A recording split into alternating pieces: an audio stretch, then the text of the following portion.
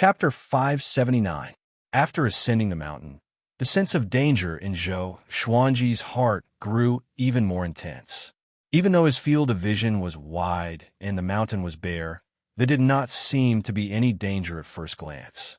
Ji Huanglin had already put Qiyu Boy down. He walked at the very front with a calm expression. It was obvious that this was not his first time here. But with his cultivation, why was he walking so slowly? Can I just fly in? Zhou Xuanji guessed in his heart and felt that he was acting cool. The mountain was very tall. When they were halfway up the mountain, Ji Huanglin stopped and said, "How much longer are we going to hide?" Qiyu Boy grew nervous again. Ji Huanglin did not attack directly. Instead, he tried to force the other party into action. This meant that the other party was very strong. 100 feet up, two flame god guards appeared out of thin air. It was none other than Buddha Yangling's wooden doll. They stared at Ji Huanglin expressionlessly and lifelessly. Ji Huanglin sneered and said, "Yangling sent you here. Do you think you can stop me?" He called out the heavenly saint's name without any hesitation. When the two flame god guards heard this, they immediately rushed towards Ji Huanglin. There was a loud bang. They were blocked by an invisible force 1 meter away from Ji Huanglin. Hua! Hua! The bodies of the two flame god guards suddenly burst into flames. They looked like two huge fireballs. Ji Huanglin snorted coldly. He took a step forward and sent the two flame god guards flying with his aura.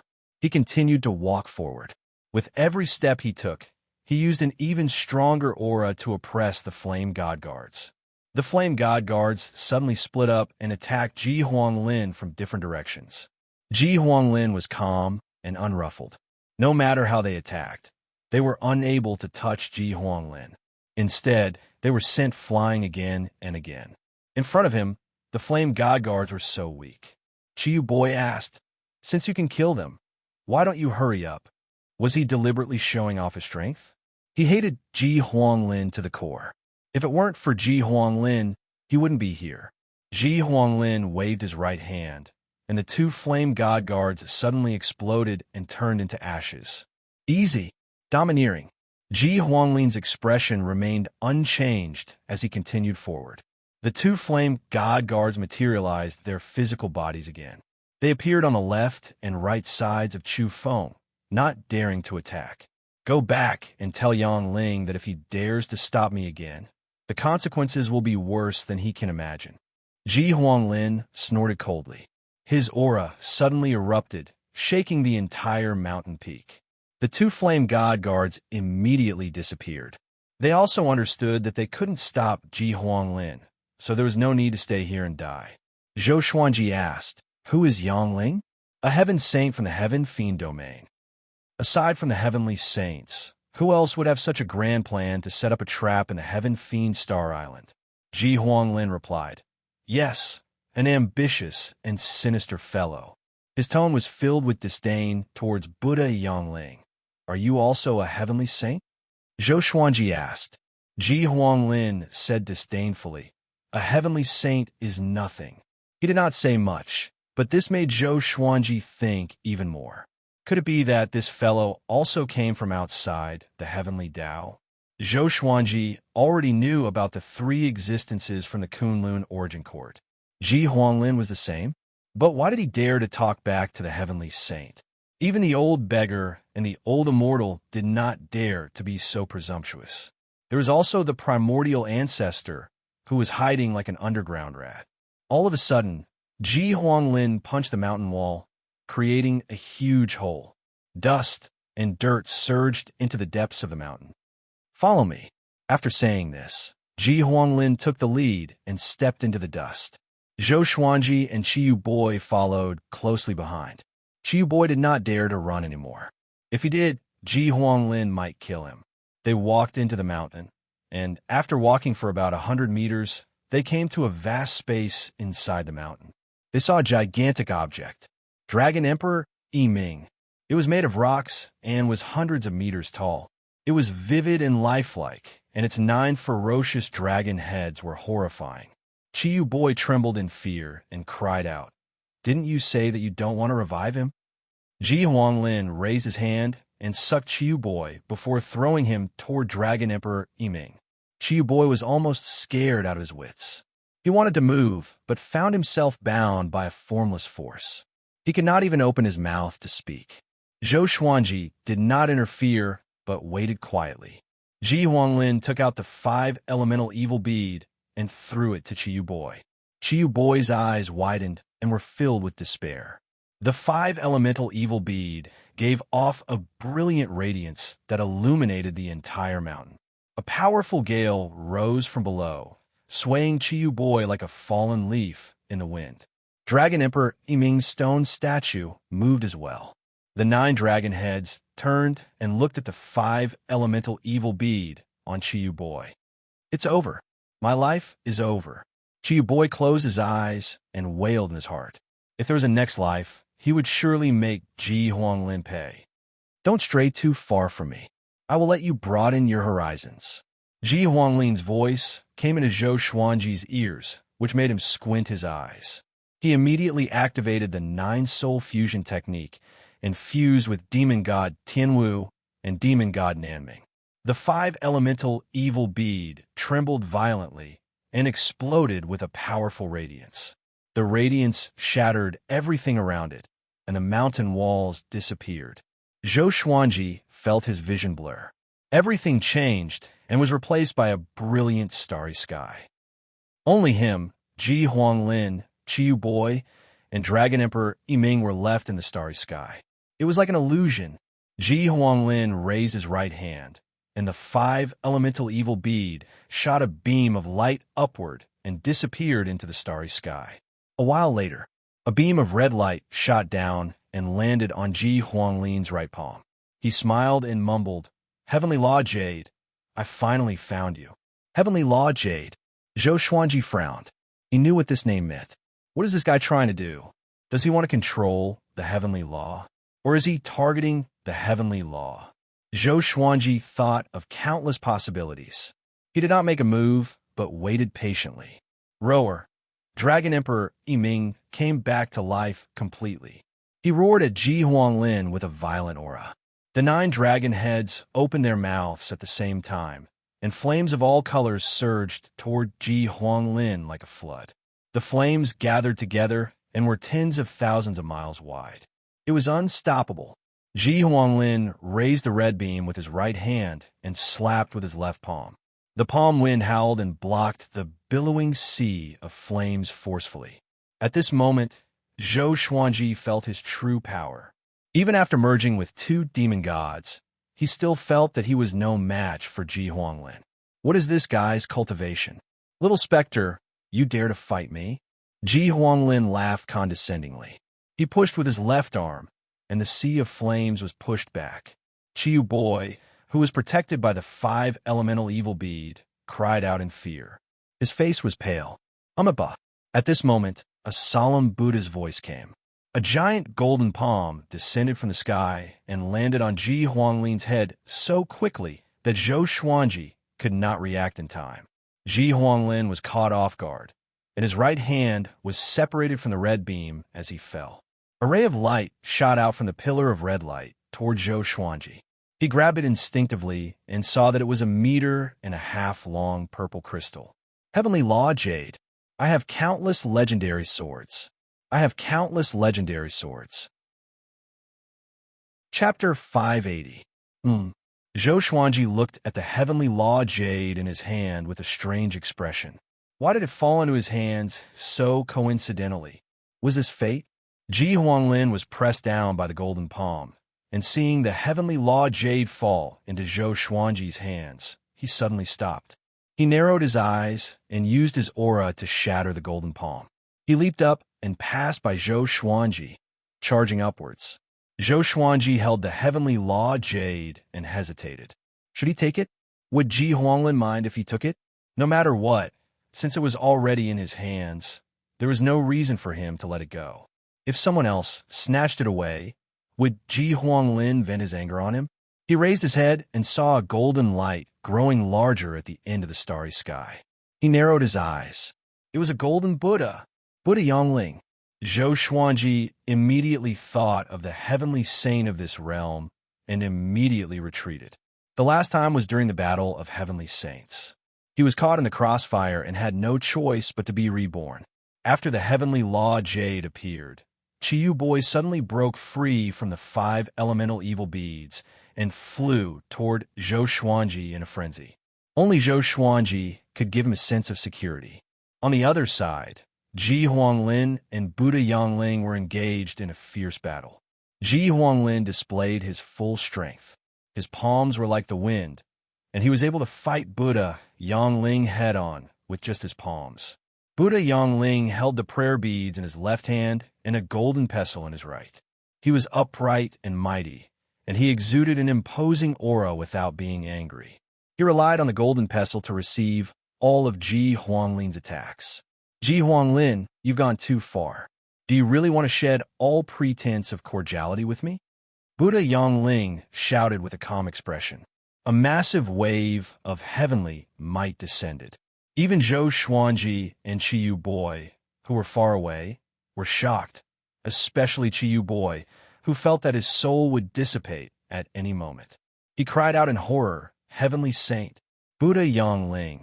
All his hopes turned to dust, and his vision darkened as he tottered in the starry sky. Zhou Xuanji looked up at their battle, hoping to gain something. However, a Heavenly Saint's battle was just too terrifying. The might of the heavens made it impossible for his divine sense to get close, and his eyes were blocked by the continuous waves of dermic power. Humph! If I want something, I must get it. Ji Huanglin snorted coldly. His eyes were filled with anger. He had already obtained the heavenly Tao Jade, but Buddha Yangling had come out to kill him. This made his heart burn with rage. The more he fought, the stronger he became. His aura shook the starry sky, and, as far as the eye could see, the entire starry sky was fluctuating and distorting, causing one to feel dizzy. Zhou Xuanji suddenly felt the heavenly law jade in his hand heat up. He subconsciously shook off the heavenly Tao jade. Chiyu Boy's eyes lit up, and he immediately reached out to catch it. Bang! A violent force erupted from within the heavenly law jade, and it shook Chiyu Boy so much that he vomited blood and was sent flying. Zhou Xuanji frowned and stepped back instinctively. However, the heavenly Tao jade emitted a suction force that directly pulled him in. The distance between the two of them rapidly shortened. Impossible! Zhou Xuanji gritted his teeth and resisted with all his might. He immediately fused demon god Ji Huang into his body, and his strength reached an unprecedented level. Even so, he was only able to slow down his speed and was unable to offset the suction force at all. Very soon, he bumped into the heavenly Tao Jade. The heavenly Tao Jade fused into his corporeal body. He looked up at Ji Huanglin and shouted angrily, "Your Jade!" A powerful light exploded and engulfed his body in an instant. Ji Huanglin and Buddha Yangling stopped as well. His expression changed drastically and quickly charged toward Zhou Xuanji, but he was stopped by Buddha Yangling.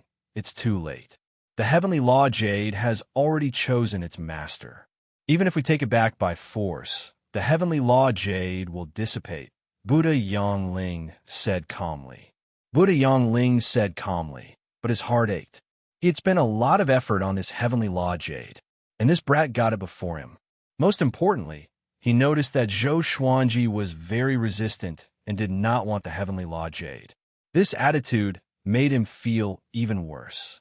Ji Huangling's chest heaved in anger. His eyes glowed with a faint red light, and his aura became extremely terrifying. Buddha Yangling's expression changed slightly and said with a deep voice, "Don't do anything rash."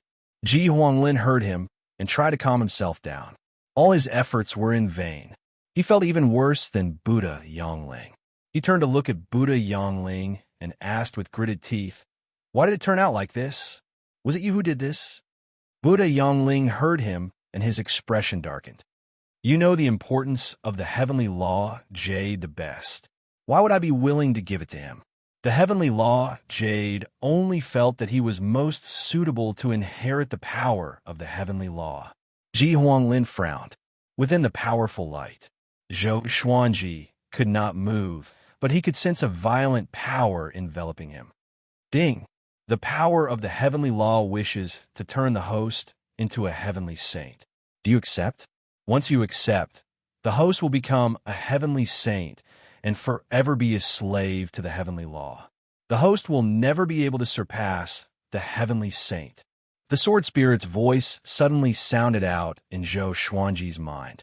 Reject, he replied without hesitation. Because the primordial ancestor's enemy, the heavenly saint, could not be his final destination. He wanted to become more powerful. Please choose a legendary sword to inherit the power of the heavenly law and escape. The sword spirit's voice sounded out quickly. It was obvious that the situation was urgent. Zhou Xuanji chose the thunderclap sword straight away. The thunderclap sword became more powerful by relying on heavenly lightning. It was already similar to the heavenly law. Next, the powerful light around him quickly entered his body. He saw the vast starry sky again. He heaved a long sigh. Ji Huanglin and Buddha Yongling landed in front of him at the same time and spoke at the same time. Where's the heavenly law jade? What happened? Zhou Xuanji replied calmly. The heavenly law jade wanted me to become a heavenly saint, but I rejected it. With this, Ji Huanglin and Buddha Yongling's expressions changed. Ji Huanglin asked closely, Where's the heavenly law jade? Where did it go? Zhou Xuanji shook his head and said, I'm not sure. After I rejected it, it disappeared. The supreme legendary sword system had fused with his soul, and the supreme storage was also deep within his soul. He did not believe that Ji Huanglin could find it. Ji Huanglin raised his hand and pressed down on his shoulder. There's no heavenly law jade in your body. It shouldn't be, he said with a frown. Buddha Yongling asked with a complicated expression, Why did you reject becoming a heavenly saint? Countless beings fought to become a heavenly saint, but this brat rejected becoming a heavenly saint. As a heavenly saint, he felt that his faith was being looked down upon. I want to become a saint, but not a heavenly saint. In my eyes, the path of a powerful cultivator is endless, and the heavenly saint should not be the final destination, Zhou Xuanji replied calmly. If he became a heavenly saint, perhaps Buddha Yongling would instead act against him. Buddha Yongling looked at him deeply and understood what he was thinking. This brat had a clone of an ancient demon god. Evidently, he wanted to walk the path of an overlord saint. What are you still doing here? Ji Huangling glanced at Buddha Yongling and asked coldly. Buddha Yongling sighed. His body turned into nothingness and disappeared. Zhou Xuanji looked at Ji Huanglin and asked curiously, Who are you? How dare you treat a heavenly saint like this? Chapter 581. Facing Zhou Xuanji's question, Ji Huanglin did not reply. Instead, he looked at Zhou Xuanji with a complicated gaze. Kid, do you think I should kill you now? He had always admired Zhou Xuanji, and if Zhou Xuanji had taken the initiative to steal the heavenly law jade, he would have acted without hesitation. But Zhou Xuanji was very resistant back then. This made him very conflicted. Zhou Xuanji did not panic and replied, If I were you, I would not kill them. Ji Huanglin narrowed his eyes and asked why. The murderous intent locked onto Zhou Xuanji, which sent a chill down his spine. His expression was calm as he said, There is no why. Ji Huanglin just stared at him. Their eyes met in silence. After a long while, Ji Huanglin slowly turned around with his back to Zhou Xuanji and said, Zhou Xuanji, you are indeed not simple. If it was someone else, you might already be dead. Our agreement is voided. From now on, don't let me see you again. As soon as he finished speaking, the surrounding starry sky suddenly shattered like a mirror falling to the ground. Ji Huanglin took 3 steps forward and came to the cliff. He turned around and looked at Zhou Xuanji with a creepy, evil smile, as though he had become another person. He said with a cold smile, It's impossible to pursue the path of the Overlord Saint unless the heavenly law is destroyed. Otherwise, you will be tricked to death by the heavenly saint. Brat, the world is deeper than you can imagine. You're just a chess piece. Is the path you want to walk really your own decision? He suddenly fell backwards and disappeared from the cliff. Roar! A domineering dragon roar rang out as a golden dragon wrapped in crimson flames soared into the sky. It broke through the top of the mountain and disappeared into the sky. The entire peak shook violently, and countless gravel slid down. Zhou Xuanji looked up and muttered, "So he's a dragon." He turned around and prepared to leave. He glanced at Chiyu Boy, who was not far away, and used all things return to origin, pulling the boy into his hand.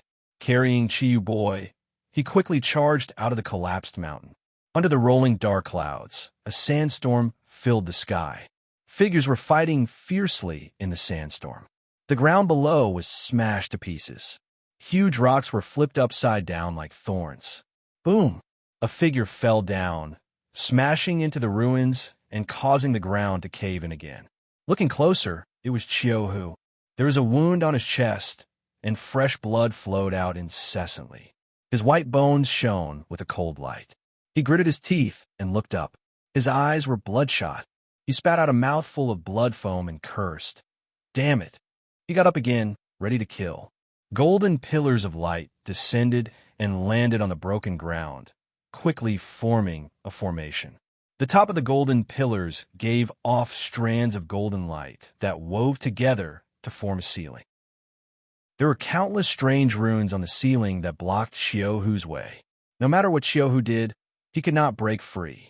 5 silhouettes appeared on the golden formation. They all wore identical white robes and had a black horsetail whisk pattern imprinted on their backs.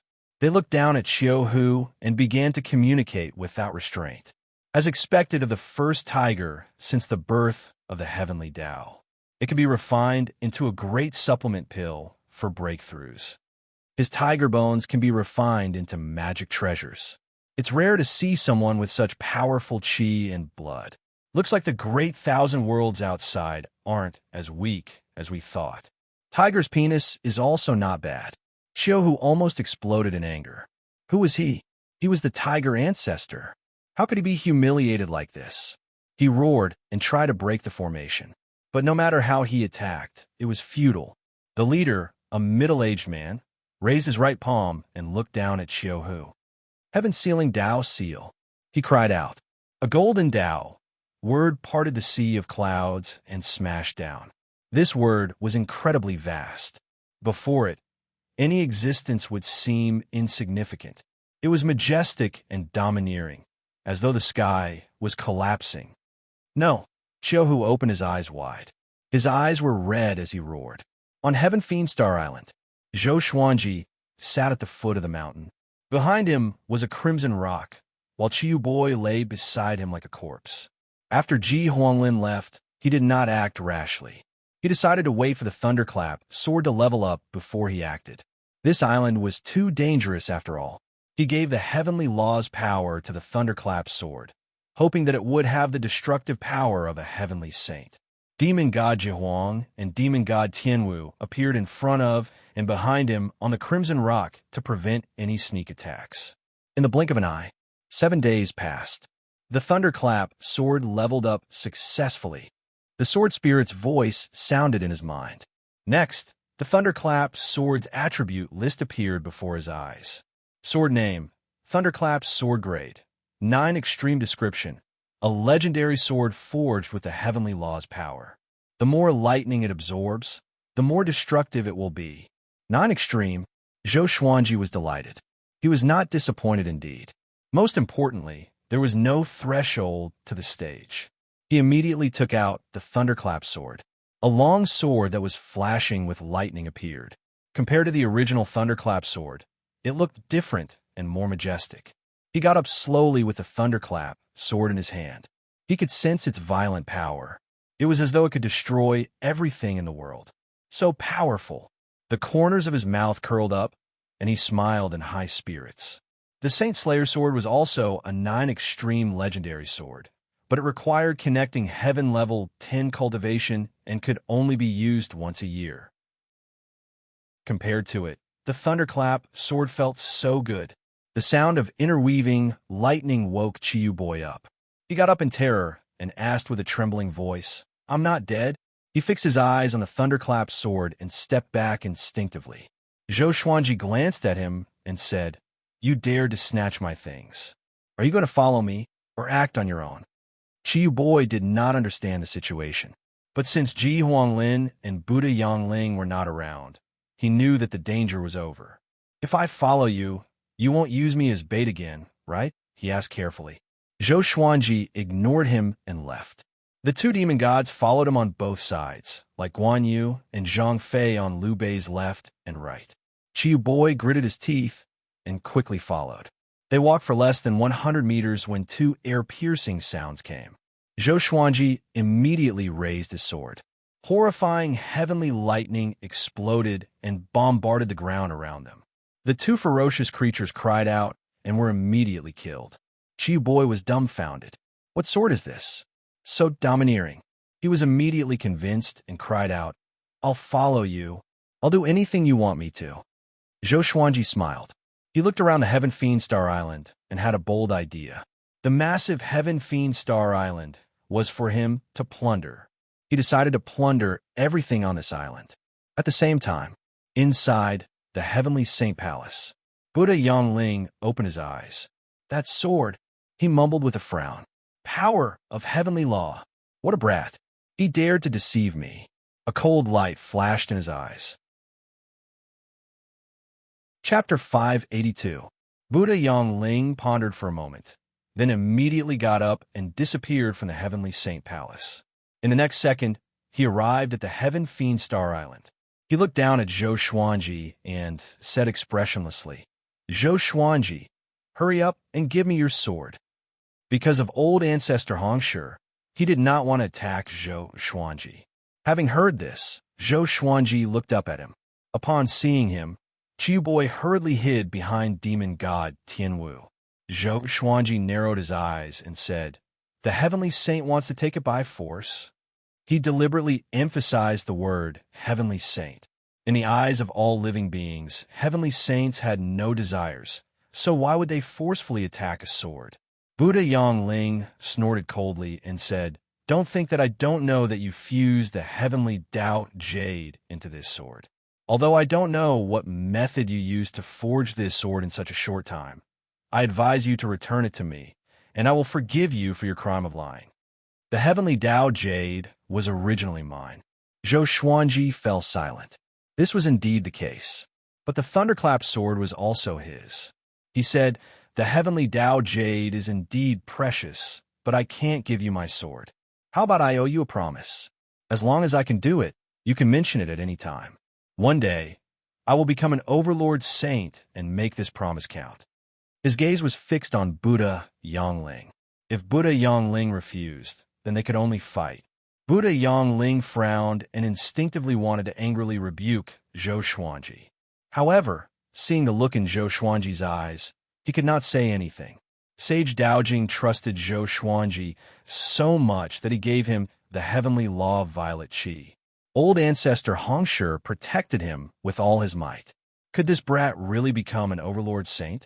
Buddha Yongling fell into deep thought. The heavenly Tao jade was not that important to him. After all, he could not nurture another heavenly saint. But if he could help Zhou Xuanji become an overlord saint, he would not have to share the heavenly law's power with him in the future, and he might even have a chance to survive. He clearly remembered how strong an overlord saint was. A domineering figure appeared in his mind, causing him to fall into a trance. Zhou Xuanji did not continue speaking, but waited quietly. Chiu Boy, on the other hand, was dumbstruck.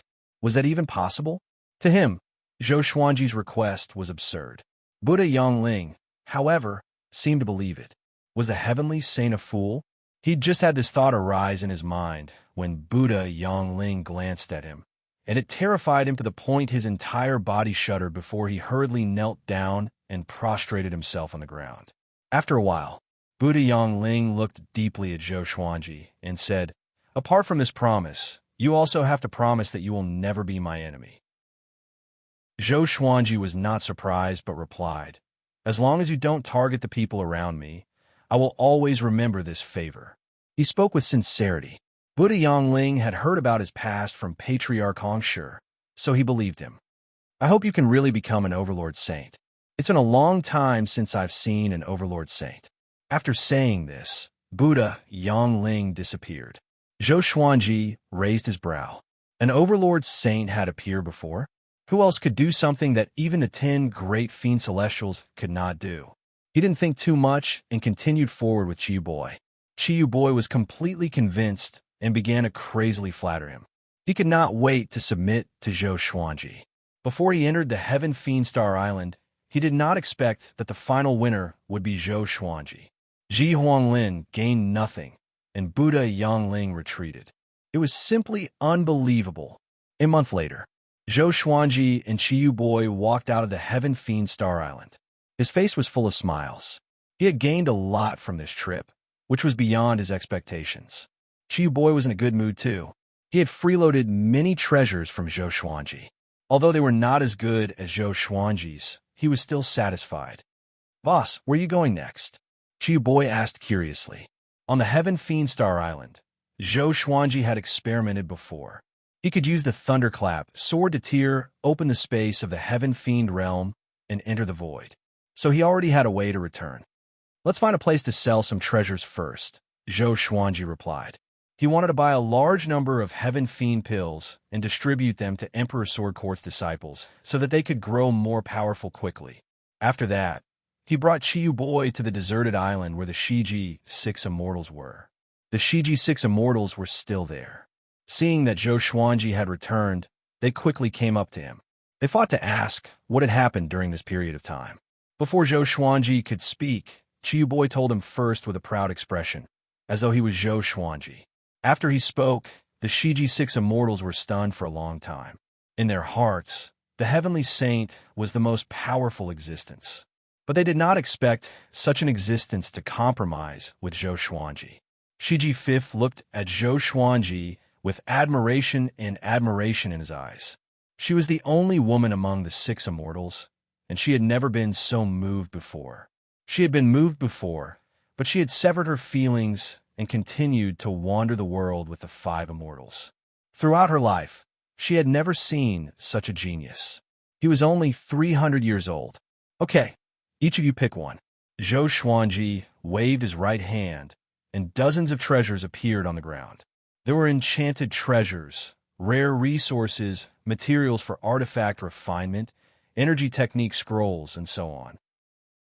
Since ancient times, countless people had ventured into the Heaven Fiend Star Island and died. Their treasures were left on the island. Some were eroded by time, but some were still there. The Shiji 6 Immortals were overjoyed and began to choose delightfully. Chiyu Boy looked disdainful. He made up his mind to suck up to Zhou Xuanji. Even Buddha Yongling believed that Zhou Xuanji could become a saint. This was a very powerful backer. Half an hour later, they flew toward a direction at full speed across the turbulent ocean. Half a day later, they flew onto the continent. Under the lead of the Shiji 6 Immortals, they decided to head toward the most prosperous city in the Heaven Fiend realm. Zhou Xuanji wanted to sell too many treasures. Ordinary cities could not afford all of them. Chiyu Boy began to mingle with the Shiji 6 Immortals. They all decided to follow Zhou Xuanji. Chiyu Boy was a universe heaven cultivator after all. He was skilled in artifact refinement and alchemy. He was a talent that Emperor Sword Court lacked and was worth roping in. The Shiji 6 Immortals were even more so. Each of them had their own strengths. Other than connecting Heaven Level 2, they were also skilled in other areas. The Heaven Fiend realm was vast. They only arrived at the True Spirit City after half a month. The True Spirit City had the True Spirit Palace as its backing. It had a population of over 100 million and was the trading center of the entire Heaven Fiend realm. The True Spirit Palace was an overlord-class faction in the Heaven Fiend realm. It was established when the Heaven Fiend realm was born and was promoted by the Heavenly Saint. After entering the True Spirit City, Zhou Xuanji was stunned by the prosperity of the city. The streets were wide, and even the narrowest one was 30 meters wide. There were many buildings and people walking to and fro. There were stalls everywhere, and there were pavilions that were as tall as mountains. They were like modern skyscrapers in China, or even taller. They had an antique feel to them. It was not the Shiji 6 Immortals' first time here. They brought Zhou Xuanji to the largest auction house. He had many treasures with him. Only by auctioning them could he earn the most. However, along the way, he heard a piece of news that made him frown. Chapter 583. The five ancestors of the True Spirit Palace had captured the tiger ancestor, who had just emerged from the heavenly Tao. They're going to invite all the heroes in the world to kill the tiger in front of everyone. When Zhou Xuanji heard the passing cultivators mention this, he frowned. No wonder there was no news of Qiuhu. He had been captured by the True Spirit Palace's five ancestors. After Qiuhu had submitted to him, he had been extremely loyal, making him highly valued. It seemed like he had to think of a way to save Qiuhu. However, there was still some time before the day of the tiger's death. He could auction off his treasures before that. He was indifferent and continued to follow the Shiji Six Immortals. It was also the first time Qiu Boy had come to the True Spirit City. He was very excited and looked around, but soon fell behind. Zhou Xuanji ignored him. With his cultivation, he would catch up sooner or later. Along the way, they found an inn with empty rooms. Zhou Xuanji returned to his room to rest for a while. He took out a stalk of concealment grass. After consuming it, he became invisible and rushed to the True Spirit Palace. The True Spirit Palace was located behind the True Spirit City. It occupied 10,000 miles of land and had over 100 million disciples. His speed was extremely fast as he rushed toward the most heavily guarded area. Soon, he arrived at the True Spirit Palace. There were all kinds of cities all over the mountains, and there were even floating islands in the sky. Compared to the True Spirit City, it was just as prosperous. Many disciples of the True Spirit Palace were fighting under the sky, so the patrolling disciples did not see them. As one of the overlords of the Heaven Fiend domain, the True Spirit Palace did not need to be on guard. No one dared to barge in. Zhou Xuanji traveled quickly and began looking for prisons. There were many prisons in the True Spirit Palace. Some were in the air, and some were hidden underground. Most of them were living beings who had committed crimes in the True Spirit City. The city lord and the city guards were all from the True Spirit Palace. If the disciples of the True Spirit Palace had children, they would also put them in the True Spirit City, where they could live and multiply. The other side, in the dark prison, Qiuhu was chained to the wall. His body leaned forward and hung powerlessly. Blood flowed down his fingers and chin and dripped to the ground, forming a pool of blood below. He looked like he was in a coma, but he was actually trying his best to accumulate magic power. Damn it, just what kind of technique is the heaven-sealing Tao imprint? Why can't I summon any of my qi? Qiuhu roared in his heart. He didn't dare to make the slightest movement in case the True Spirit Five ancestors were even more guarded against him. He also knew about the plan to unload the tiger.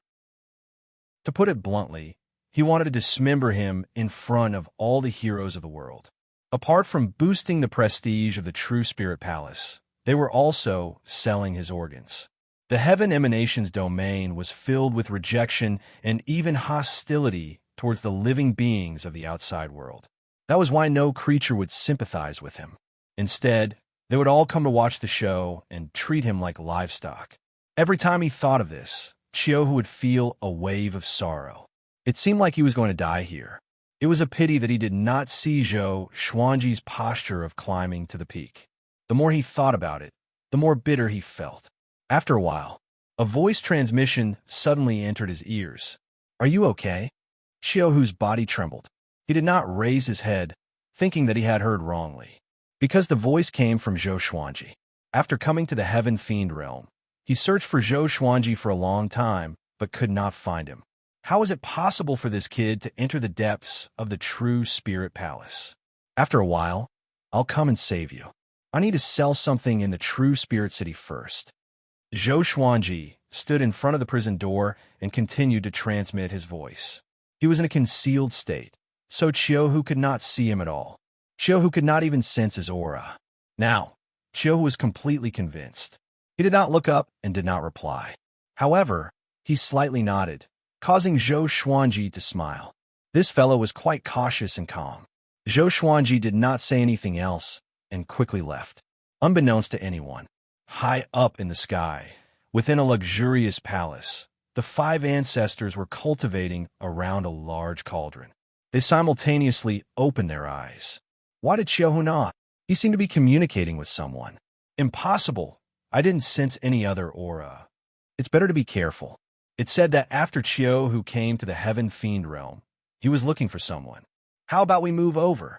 The 5 ancestors quickly came up with an idea. They all moved and disappeared from the palace. They came to the outside of Qiu who's prison and continued to cultivate. Qiu looked up and said hatefully, "Why don't you kill me now?"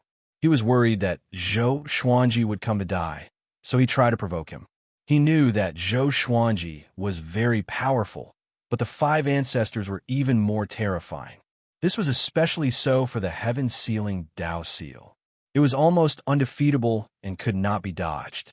Facing Qiu Hu's words, the 5 ancestors did not reply and focused on cultivating, treating him like livestock. Qiu Hu was incredibly angry, but there was nothing he could do.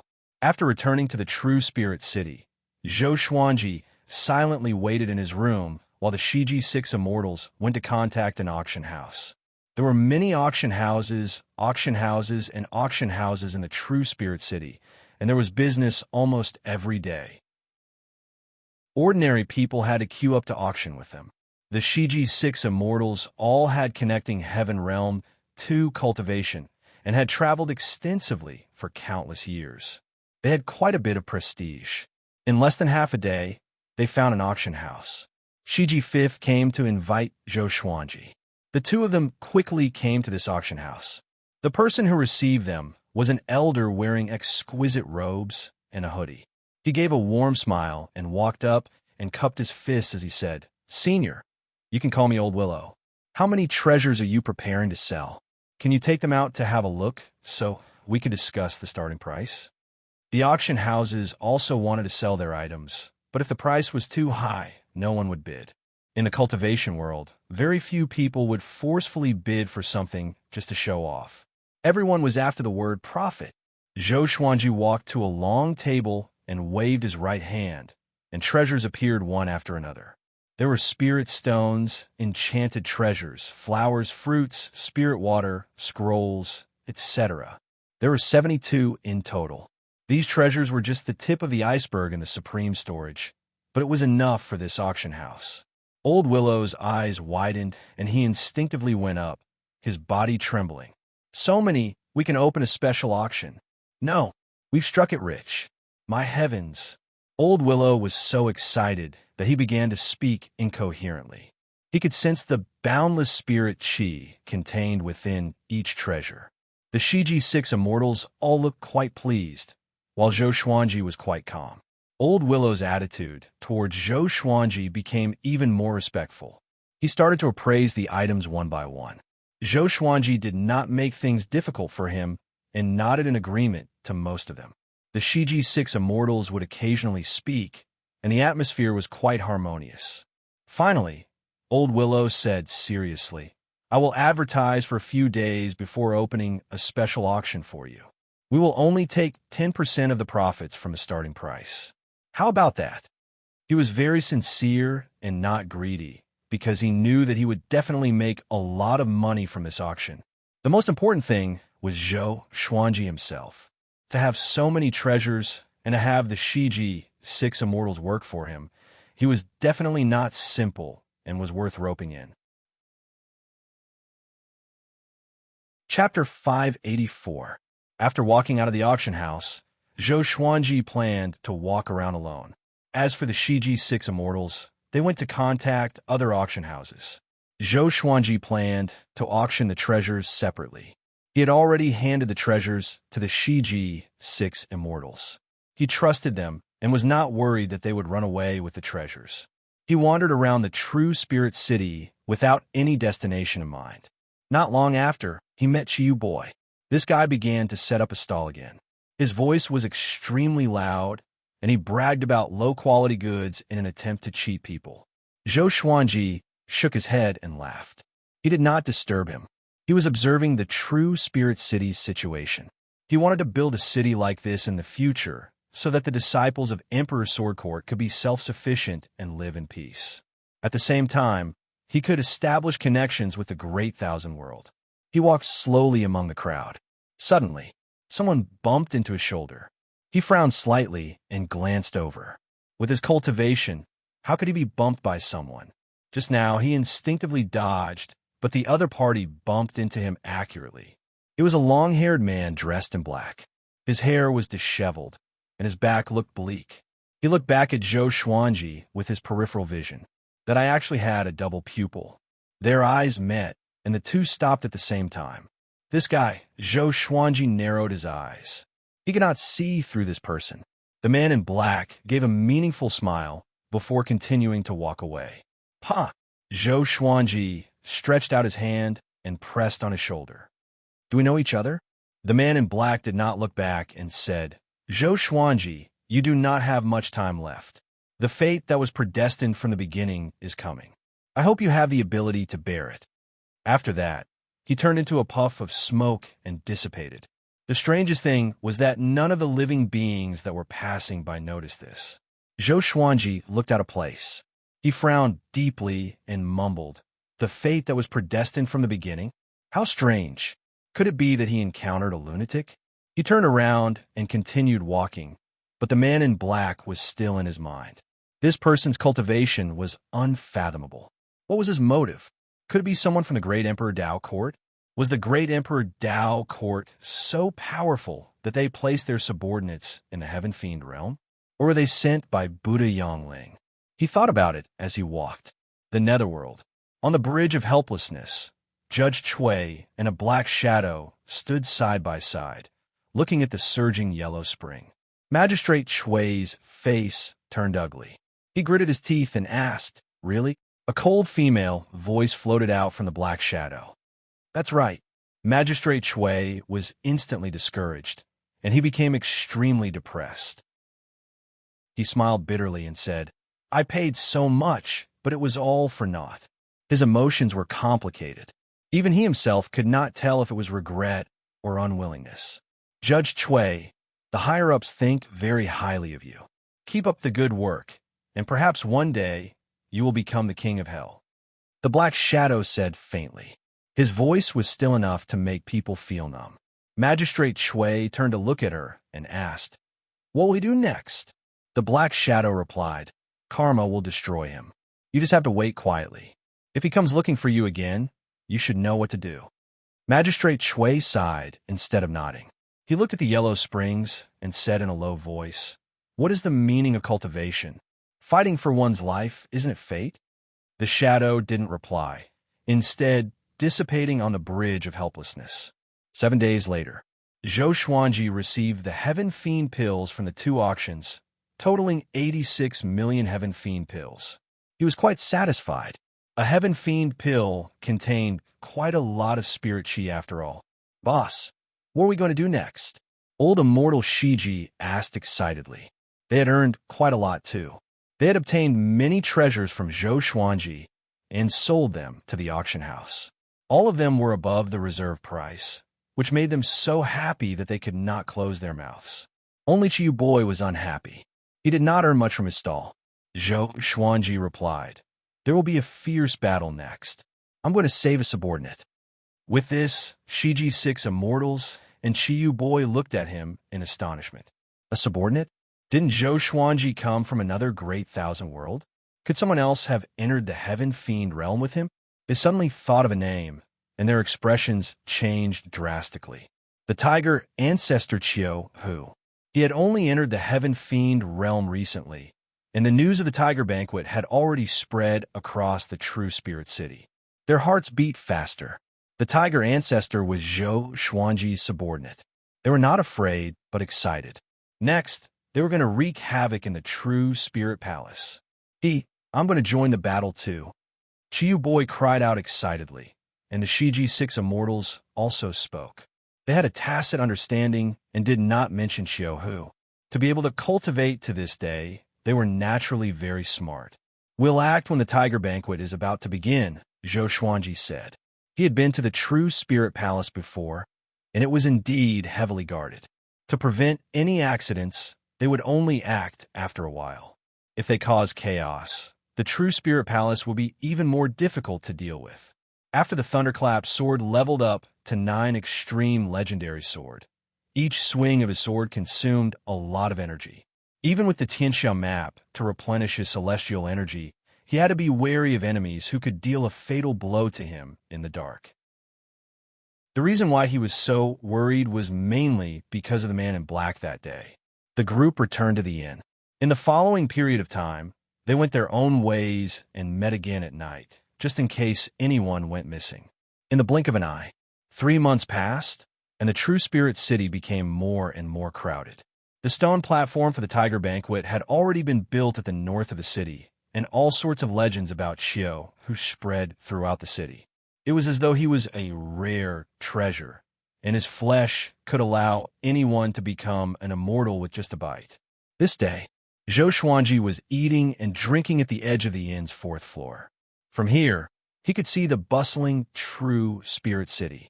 At this moment, someone walked up to him and sat down. He glanced over and saw a lady in palace attire. She had a pretty face and a dignified demeanor. Her beautiful eyes were fixed on him. "Zhou Xuanji, are you ready?"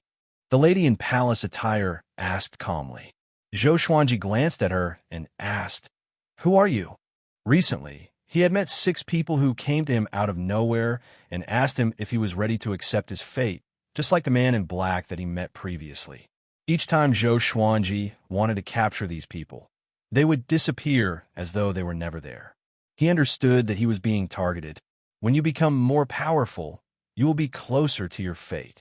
The lady in palace attire said calmly, which made Zhou Xuanji roll his eyes. Lunatics. He suddenly noticed that this lady looked so much like the great Zhou's empress. He squinted his eyes, and the lady's face began to blur. I see. This lady was not real. Could she be created by some divine ability?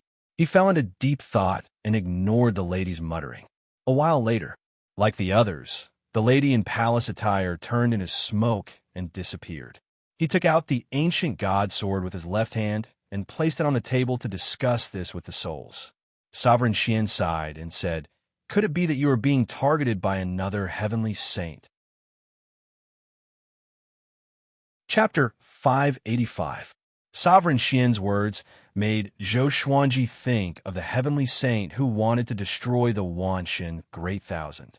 Apart from him, the other heavenly saints most likely would not target him. They had even snuck into the Heaven Fiend realm. They had put in a lot of effort. No, it's not the heavenly saint. It should be reincarnation destiny, Tao Lord Xiantian said in a low voice. Tao Master Xiantian said in a solemn tone. Reincarnation destiny. Zhou Xuanji frowned, and the other souls were shocked. What do you mean? Aren't reincarnation and destiny just rules? It's just a vague concept. Do you really think they exist? Don't scare me. If every living being's fate is determined from the start, what's the point of cultivation? Fate is changeable. It's just the current situation that determines the outcome of each decision. Those people were evidently sent to scare him. After the other souls finished speaking, Tao Lord Xiantian gloomily sighed. He continued to speak. I once saw an existence who was banished by destiny. In the end, he was betrayed by all beings and was destroyed by the heavenly law. All beings banished by destiny will have all sorts of illusions appear before their fates arrive. They will warn them to be prepared to accept the judgment of destiny. His words caused the other souls to feel even more shocked. They had not revived yet and did not want to die with Zhou Xuanji. Zhou Xuanji asked in his heart, that shouldn't be the case. The heavenly law Jade acknowledged me and wanted me to become a heavenly saint. Could it be that because he refused to become a heavenly saint, the heavenly law was going to target him? Wasn't the heavenly law supreme and did not have its own rules? That's not the case. Every living creature has their own fate when they gain consciousness. You were chased away by fate from the very beginning. Originally, you could have become a heavenly saint with your talent, but you rejected it. Perhaps this is also part of fate. You seem to have thought it over carefully, but in reality, it is all part of fate. Tao Lord Xuantian's words caused Zhou Xuanji's frown to deepen. These words made one's hair stand on end. Didn't that mean that no matter what Zhou Xuanji thought, the final decision he made would be the same as his own? He did not know his own fate and could not deliberately deviate from it. However, he did not believe that cultivators could not escape their own fate. What you said makes a lot of sense. Didn't this kid's fate change when he was young? From then on, his talent reached an unprecedented level. Could it be that he was expelled by fate from that time?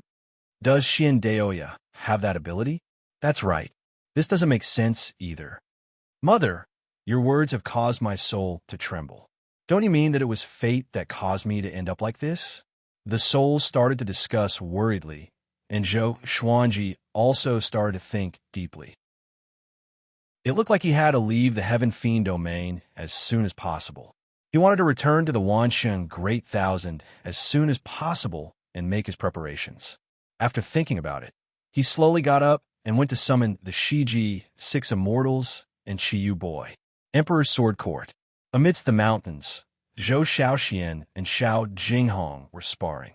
The speed of their swords was extremely fast as they fought back and forth. Their swords shone brilliantly. Looking in all directions, he could see many Emperor's Sword Court disciples practicing their swords.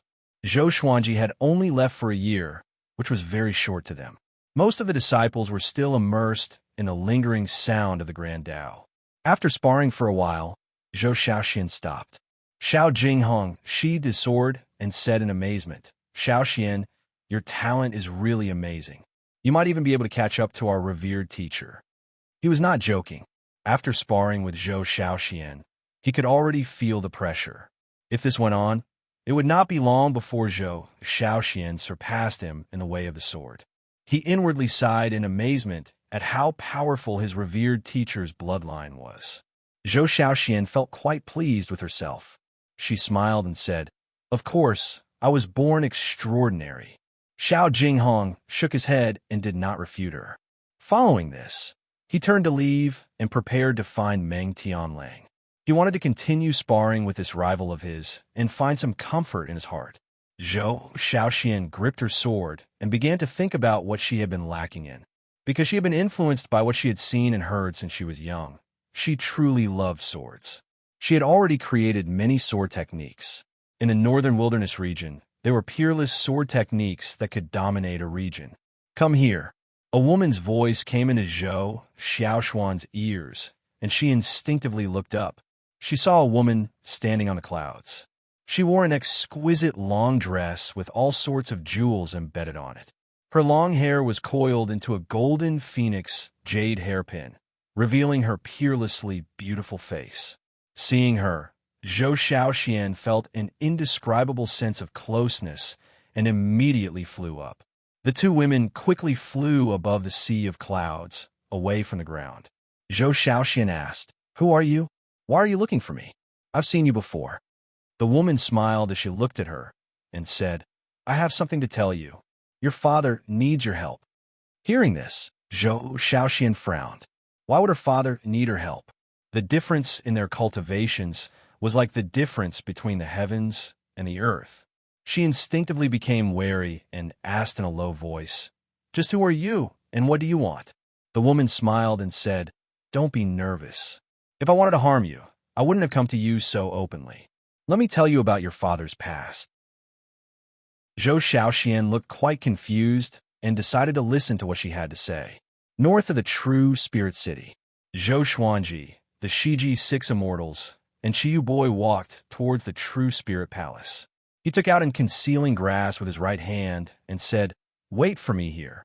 After that, he consumed the concealing grass and disappeared on the spot. Qiyu Boy looked at the Shiji 6 Immortals with wide eyes and asked, "What grass is that?" The Shiji 6 Immortals shook their heads. If they could completely see through Zhou Xuanji, would they still follow him? Senior is so unfathomable. On the other side, Zhou Xuanji quickly came to the dungeon where Qiuhu was. In front of the dungeon, the 5 ancestors were cultivating. They opened their eyes at the same time. "Who? Someone is contacting Qiuhu in secret. Show yourself. Get out."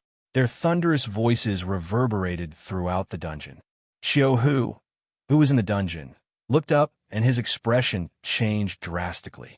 Following his gaze, he saw Zhou Xuanji standing in front of the 5 ancestors.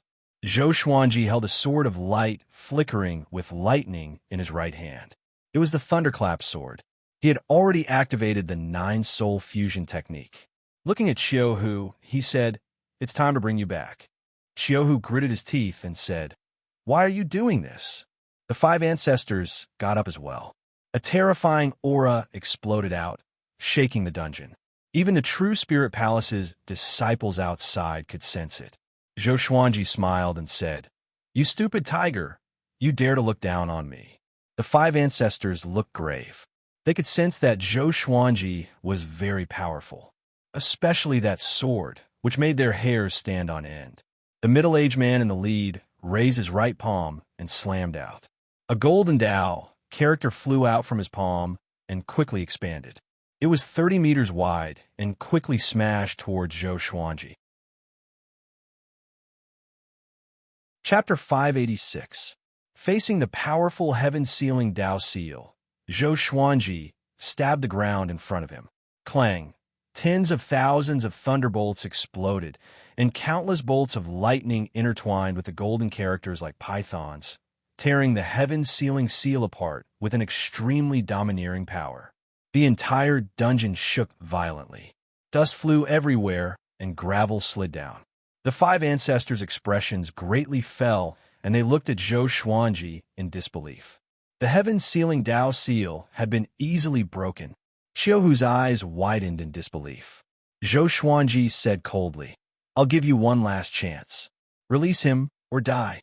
The murderous aura caused the temperature in the dungeon to plummet. The true Spirit Five ancestors were furious. How could they let go just like that? They immediately split up, each holding an enchanted artifact and charging toward Zhou Xuanji from different directions like lightning. A violent gale blew toward Zhou Xuanji, and the flames sped along the ground. The golden arrows pierced through the sea of flames and shot toward Zhou Xuanji. Zhou Xuanji's black hair danced wildly in the wind. He tilted his body slightly and drew his sword. Sky-dominating divine, sword soul. Bang! The dungeon exploded. Lightning flashed, turning the darkness into day. Zhou Xuanji passed through the prison door with a single step and came before Xiaohu. He picked him up and left. When Xiaohu opened his eyes again, he found himself on a grassy plain. Zhou Xuanji passed the Wonder Blood Spirit pill to him and said, "This pill was given to me by an old friend. It can help you recover from your injuries in a few breaths." Hearing this, Xiaohu immediately put the Wonder Blood Spirit pill into his mouth. This pill was given to Zhou Xuanji by Great Emperor Wuwang during the war between the two worlds. At this time, 5 figures with terrifying auras descended, causing green waves to appear on the grassland, and the forest in the distance shook violently. Zhou Xuanji sighed and said, "Seems like you really want to die." These words almost caused the 5 true spirit ancestors to explode. More and more experts from the true Spirit Palace gathered. The previous explosion was so earth-shattering that everyone in the true Spirit City could hear it. Shiji's 6 immortals and Qiyu Boy quickly came behind Zhou Xuanji and faced the true Spirit Palace together. Zhou Xuanji raised the thunderclap sword, which flashed with lightning. His face looked incredibly grave and stern under the light. He was like a god of death. "This is the thunderclap sword. Prepare to die." Zhou Xuanji's voice sounded throughout the heavens and earth, and the rumbling of heavenly thunder suddenly became louder. He activated the terrifying power of the thunderclap sword. Rumble! Thunderclouds gathered and the sky changed color. The 5 ancestors quickly spread out, surrounding Zhou Xuanji and the others, and they immediately got into a formation. A pentagonal golden pillar of light rose up, trapping Zhou Xuanji and the others within. Xiaohu, who had just recovered from his injuries, gritted his teeth and said, "They want to use the heaven-sealing Dao seal again. Can you crack it?" Zhou Xuanji saved him, and this gave him a glimmer of hope. This kid has become stronger again. Zhou Xuanji did not reply but stabbed toward the sky. A beam of light followed the thunderclap sword and soared into the sky, breaking through the rolling thunderclouds. In the blink of an eye, countless bolts of lightning rained down from the heavens, bombarding everything within a radius of tens of thousands of miles. Boom, boom, boom. Mountains were smashed into smithereens. The grasslands and forests were scorched black and razed to the ground. Countless disciples of the true Spirit Palace were killed in both body and soul, and miserable screams could be heard continuously. The expressions of the 5 true spirit ancestors changed drastically, and they all tried to dodge the lightning. However, the lightning was too dense, and one of them was instantly turned into ashes. In less than a breath's time, the 5 ancestors had been completely annihilated. One of the ancestors wanted to escape underground, but he could not dodge the terrifying lightning. In the eyes of Chiu, the Shiji 6 immortals, and Chiu Boy, they felt heavenly might descend, and everything around them turned into nothingness. They were dumbfounded and felt their scalps go numb. What kind of power was this? Even Chiu Boy, who had seen the might of the Thunderclap sword on the Heaven Fiend Star Island, could not help but feel a chill run down his spine. It was too terrifying. Facing such power, who would not be afraid? Zhou Xuanji slashed out with his sword and slashed out a crack, bringing everyone into the void. The spatial crack also disappeared. They quickly escaped. In the darkness, they followed the Thunderclap sword's lightning. Chiu Boy sighed in amazement, so domineering. He was completely convinced by Zhou Xuanji. He was even more powerful than his master. Chiu was incredibly excited and asked, "Master, how did you suddenly become so powerful?" Zhou Xuanji gave a mysterious smile and said, "I've always been this powerful." In that battle, he had also used world internalization, and the magic energy in his body almost caused his body to explode. He had to find a place to hide and prepare to break through. Inside the Heavenly Saint Palace, Buddha Yongling frowned and looked at the black shadow in front of him. "Really?" he asked. The black shadow was burning like a raging flame. Its body twisted, and its face could not be seen clearly. "Yes," it replied with a hoarse voice. "It's all thanks to your heavenly law, Jade, that his destiny was accelerated." Buddha Yongling fell into deep thought. He did not expect Zhou Xuanji to be someone banished by destiny. He could not help but think of the last person who had such a destiny. No wonder he wanted to become an overlord saint. It's all part of heaven's will. Buddha Yongling sighed. His heart became heavy. So what if he was a heavenly saint? He could not defeat heaven's will. He looked at the black shadow and asked, "What do you need me to do?" The black shadow said, "Warn old ancestor Hongshu not to help Zhou Xuanji anymore, or else his position as a saint will be in danger." Buddha Yongling frowned and asked further, "Why don't you go yourself?" Old ancestor Hongshu had a fiery temper, and he did not want to be scolded. "This is to accumulate merit for you." The black shadow disappeared from the palace. Buddha Yongling heard him, and his face turned extremely unsightly. In the void, Zhou Xuanji broke through to connecting Heaven Level 2, and his cultivation was still growing. Chiu, Shiji 6 Immortals, Chiu Boy, Demon God Tianwu, and Demon God Jihuang were waiting around him. They were cultivating too. The void was silent. In the end, Zhou Xuanji did not break through to all 3 levels of connecting heaven, but he was very close to it. After the breakthrough, they continued on their journey toward Wanshan Great Thousand. Soon, they came out from the dark void and came to the vast starry sky. Chiu pointed in a direction and said, "Wanshan Great Thousand is over there." The group immediately flew toward that direction. For some reason, Zhou Xuanji felt uneasy. He felt that something big was about to happen. He turned to Chiu and asked, "Do you know what being banished by destiny means?" Chiu was a little stunned. He replied with a frown, "A long time ago, an incredibly powerful being was banished by destiny. He was the only overlord saint since ancient times. All the heavenly saints combined could not defeat him. In the end, driven by destiny, he was dealt with by the fate of all beings and was destroyed by the heavenly law." Zhou Xuanji was stunned and asked, "What do you mean, driven by destiny? Could it be that destiny could control all beings?" Chiu said hesitantly, "I don't know the specifics. I don't remember that catastrophe clearly. It might be the doing of the heavenly law. Memory wiping. Zhou Xuanji immediately thought of this. After the war between two worlds, the heavenly saints would also wipe the memories of the victors. Could it be from the heavenly law? Chapter 587. Qiuhu's words sent Zhou Xuanji into countless fantasies. He even imagined the scene of all beings being manipulated by fate to deal with him together. Just thinking about it sent shivers down his spine. He was not afraid of becoming enemies with all living beings, but he was afraid that the people around him would also be controlled. Zhou Xuanji fell into silence and began to think of a solution. The Shiji Six Immortals and Qiyu Boy were very curious about what Qiuhu had said and started to ask. They continued on their way towards Wanshan Great Thousand.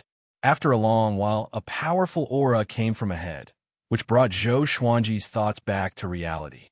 He narrowed his eyes and muttered, "Here it comes again." He thought that it was the phantom of fate from before that had come to advise him to accept his fate. But that was not the case. It was Gu Tianxia. He also noticed Zhou Xuanji and the others and instinctively wanted to avoid them. However, his gaze suddenly fell on Zhou Xuanji, and his expression changed as he flew toward Zhou Xuanji. "Stop!" Qiyu Boy shouted. His voice was overbearing, and he did not put Gu Tianxia on his eyes at all. Zhou Xuanji took a closer look and felt that this person was very familiar. Wait a minute. Wasn't this Gu Tianxia? Not only did he grow a pair of eyes, but he also became younger. He said, "It's okay, I know him." He was shocked when he found out that Gu Tianxia had been resurrected and even suppressed the three prodigies of the Abyss Pearl mainland. It seemed like this guy was really talented. He looked carefully and found that this guy's cultivation had already reached the 7th level of the universe heaven realm. TSK. He broke through really quickly. Gu Tianxia flew up to Zhou Xuanji and smiled. "Long time no see." He sized up Zhou Xuanji with a strange look in his eyes. He actually couldn't see through this kid's cultivation. Incredible. No wonder the old beggar praised him so much. "Where are you going?" Zhou Xuanji asked. He did not know that Gu Tianxia had already become his junior brother. Gu Tianxia replied, "I'm looking for a fortuitous encounter and preparing to head into the depths of the void. You want to return to Wanshan Great Thousand? I advise you to be careful. Heavenly Lord Xiantai, who wanted to destroy the Wanshan Great Thousand, has already come out of seclusion. It won't be long before he attacks the Wanshan Great Thousand again." Heavenly Master Xiantai. Zhou Xuanji suddenly felt that something was off. Why did Emperor Xiantai suddenly come out of seclusion at this critical juncture? Could it be that he was being manipulated by fate and was prepared to deal with him? Gu Tianxia could tell that Ning Ke was worried. He said meaningfully, "Sometimes you can give up some things. No matter how strong a cultivator is, he can't be completely safe." After that, Gu Tianxia flew past Zhou Xuanji and quickly disappeared into the starry sky. Zhou Xuanji understood what he meant, but did not take it to heart. The group continued forward. "Who is that kid? I feel that there's an extremely terrifying power hidden within his body." Qiuhu asked out of curiosity, and the Shiji Six Immortals also looked at Zhou Xuanji in confusion. Zhou Xuanji replied calmly, "Gu Tianxia, an extremely talented genius." Everyone was shocked. For Zhou Xuanji to call him extremely talented, he was definitely not simple. After returning to the Wanshan Great Thousand, Zhou Xuanji and the others quickly went to where Emperor Sword Court was. Emperor Sword Court was still safe and sound. Zhou Xuanji let out Jiang Shui and Daoya Old Man, and he gathered the higher-ups of Emperor Sword Court together. He first introduced the Shiji Six Immortals and Qiyu Boy. Upon learning that the Shiji Six Immortals were all strong practitioners in the reaching heaven state, the crowd was astonished. Following this, Zhou Xuanji began to give out heaven fiend pills. Apart from Xiao Jinghong, Zhao Tsongjian, and the others, the other 20 million disciples each received a heaven fiend pill. Everyone curiously asked where he was going. Zhou Xuanji did not hide anything and told them about what had happened during this period of time. Along the way, he would have the Shiji Six Immortals, Qiyu Boy, and Qiuhu interject. Hearing this, everyone continuously gasped. They had never thought that while they had been peacefully training, Zhou Xuanji had experienced so many things. Zhou Xuanji also told them about how he had been banished by destiny, causing everyone to fall silent. Even Xiao Hu, the Shiji 6 immortals, and Qiu Boy looked at him in shock. No wonder he had asked about this before. How could it be like this? Could it be that I did not change destiny well back then? Daoya, old man's expression was unsightly as he said with gritted teeth. Jiang Shui held Zhou Xuanji's hand, her eyes filled with worry, but she did not say anything.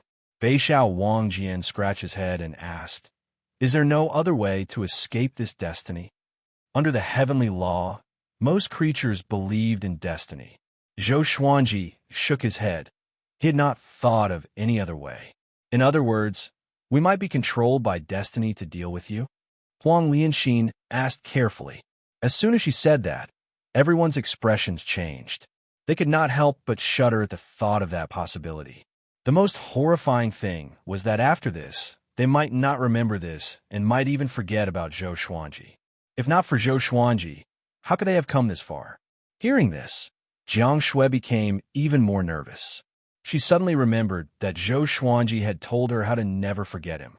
She did not dare to imagine what would happen if she forgot Zhou Xuanji. There's no need to be too nervous. According to the Lord, there's still some time before the punishment of destiny.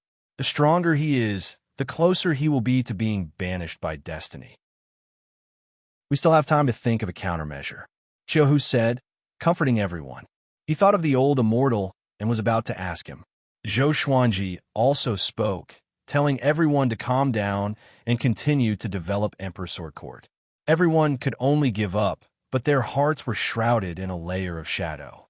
After the meeting was dismissed, Zhou Xuanji saw that Zhou Xiaoxian had not left yet.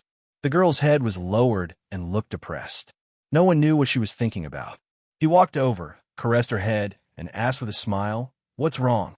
Zhou Xiaoxian looked up with tearful eyes and said, "There was someone who came to find me before. She wanted me to tell you to be prepared to accept your fate. She wanted me to advise you to leave the area of the heavenly Tao and flee into the void. Only then would you be able to avoid the calamity." Zhou Xuanji frowned and asked curiously, "Who is she? Why are they looking for you?" Jiang Shui walked over and asked how long ago. Daoya, old man, pinched his fingers and divined. Then he coughed up blood. The Shiji 6 immortals were so shocked that they hurriedly helped him up. "I don't know who she is just a few days ago." Zhou Xiaoxian shook her head. She raised her right hand, and a light mirror appeared in her palm.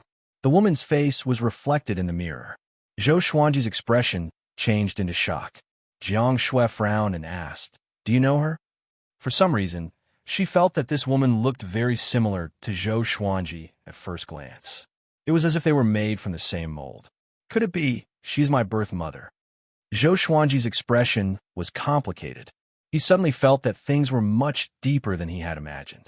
Lady Zhao Xian didn't die? Or did his soul not reincarnate after his death? Xianer, Daoya, old man, cried out in shock and ran over immediately. Looking at the light mirror in Zhou Xiaoxuan's palm, his body trembled in disbelief. Zhou Xiaoxian and Jiang Shui looked at each other in shock. Could it be that Grandma isn't dead? Zhou Xiaoxian asked in surprise. This meant that this woman had no ill intentions and was really here to help. Mobile version of the fastest updated website. Chapter 588. First, build a teleportation gate here, and put the other gate into the Lotus World. Zhou Xuanji instructed, and Shiji 6 immortals took action immediately. Although they did not understand the situation, they understood that Zhou Xuanji was in danger and could leave at any time. Building a portal would allow them to keep in touch. Soon, only Zhou Xuanji, Jiang Shui, Zhou Xiaoxian, and Daoya Old Man were left on the mountain. Zhou Xuanji looked at Daoya Old Man, who was still in a daze, and sighed faintly. He then told Daoya Old Man about Xian Daoya. After he finished speaking, Daoya Old Man collapsed on the ground. His face was pale as though he had lost his soul. "I'm actually a clone," he said with a bitter smile. "I've been fighting against fate all my life. I didn't expect myself to be a chess piece too. A great sorrow took over his heart. It threw him into the abyss instantly. No one would feel good if they knew the truth. Zhou Shaoxian comforted him. Grand teacher, don't think so much. At least you are still alive. Isn't that a good thing? You should not even exist. Now that Xian Daoya is so scared by father that he peed in his pants. After father kills him, you will be the original one. Daoya, old man's eyes glowed. That made sense. The more it was so, the stronger he had to be. Now that Zhou Xuanji was in a desperate situation, he could not be a burden. He took a deep breath and stood up slowly. It seems like your fate is related to Xian Daoya. As long as we capture him, there will be a way to break your fate, he said. As for leaving the heavenly law's range, it was extremely dangerous. It was akin to seeking death. Even the heavenly saints did not dare to leave recklessly. Zhou Xuanji nodded and said, after the portal is built, I will look for a senior. He might have a way to break it. He asked Jiang Shui and Zhou Shaoxian to stay behind and take care of Daoya old man. After that, he found Xiaohu and asked about Xian Daoya's whereabouts. Xiaohu did not know either, but he was willing to bring Zhou Xuanji to the great Emperor Dao court. He knew where the leader of the great Emperor Dao court was. Previously, Zhou Xuanji was not powerful enough, so he did not provoke him. But now, he had the 9 extreme legendary sword in his hand. 7 days later, Shiji 6 immortals built the portal. At the same time, they also built another portal in the 24-rank deep Black Lotus. At this point, the Divine Cliff, Emperor Sword Court, and Skyfall were all connected to the 24-rank deep Black Lotus. Zhou Xuanji and Xiao, who first want to find the great Emperor Dao court. According to Xiaohu, the great Emperor Dao court was closer to them than the old deity. They advanced at full speed and arrived at the ocean where the great Emperor Dao court was in less than half a day. Xiaohu frowned and said, they have already left. Zhou Xuanji used his divine sense to scan the ocean below and found that it was unfathomably deep.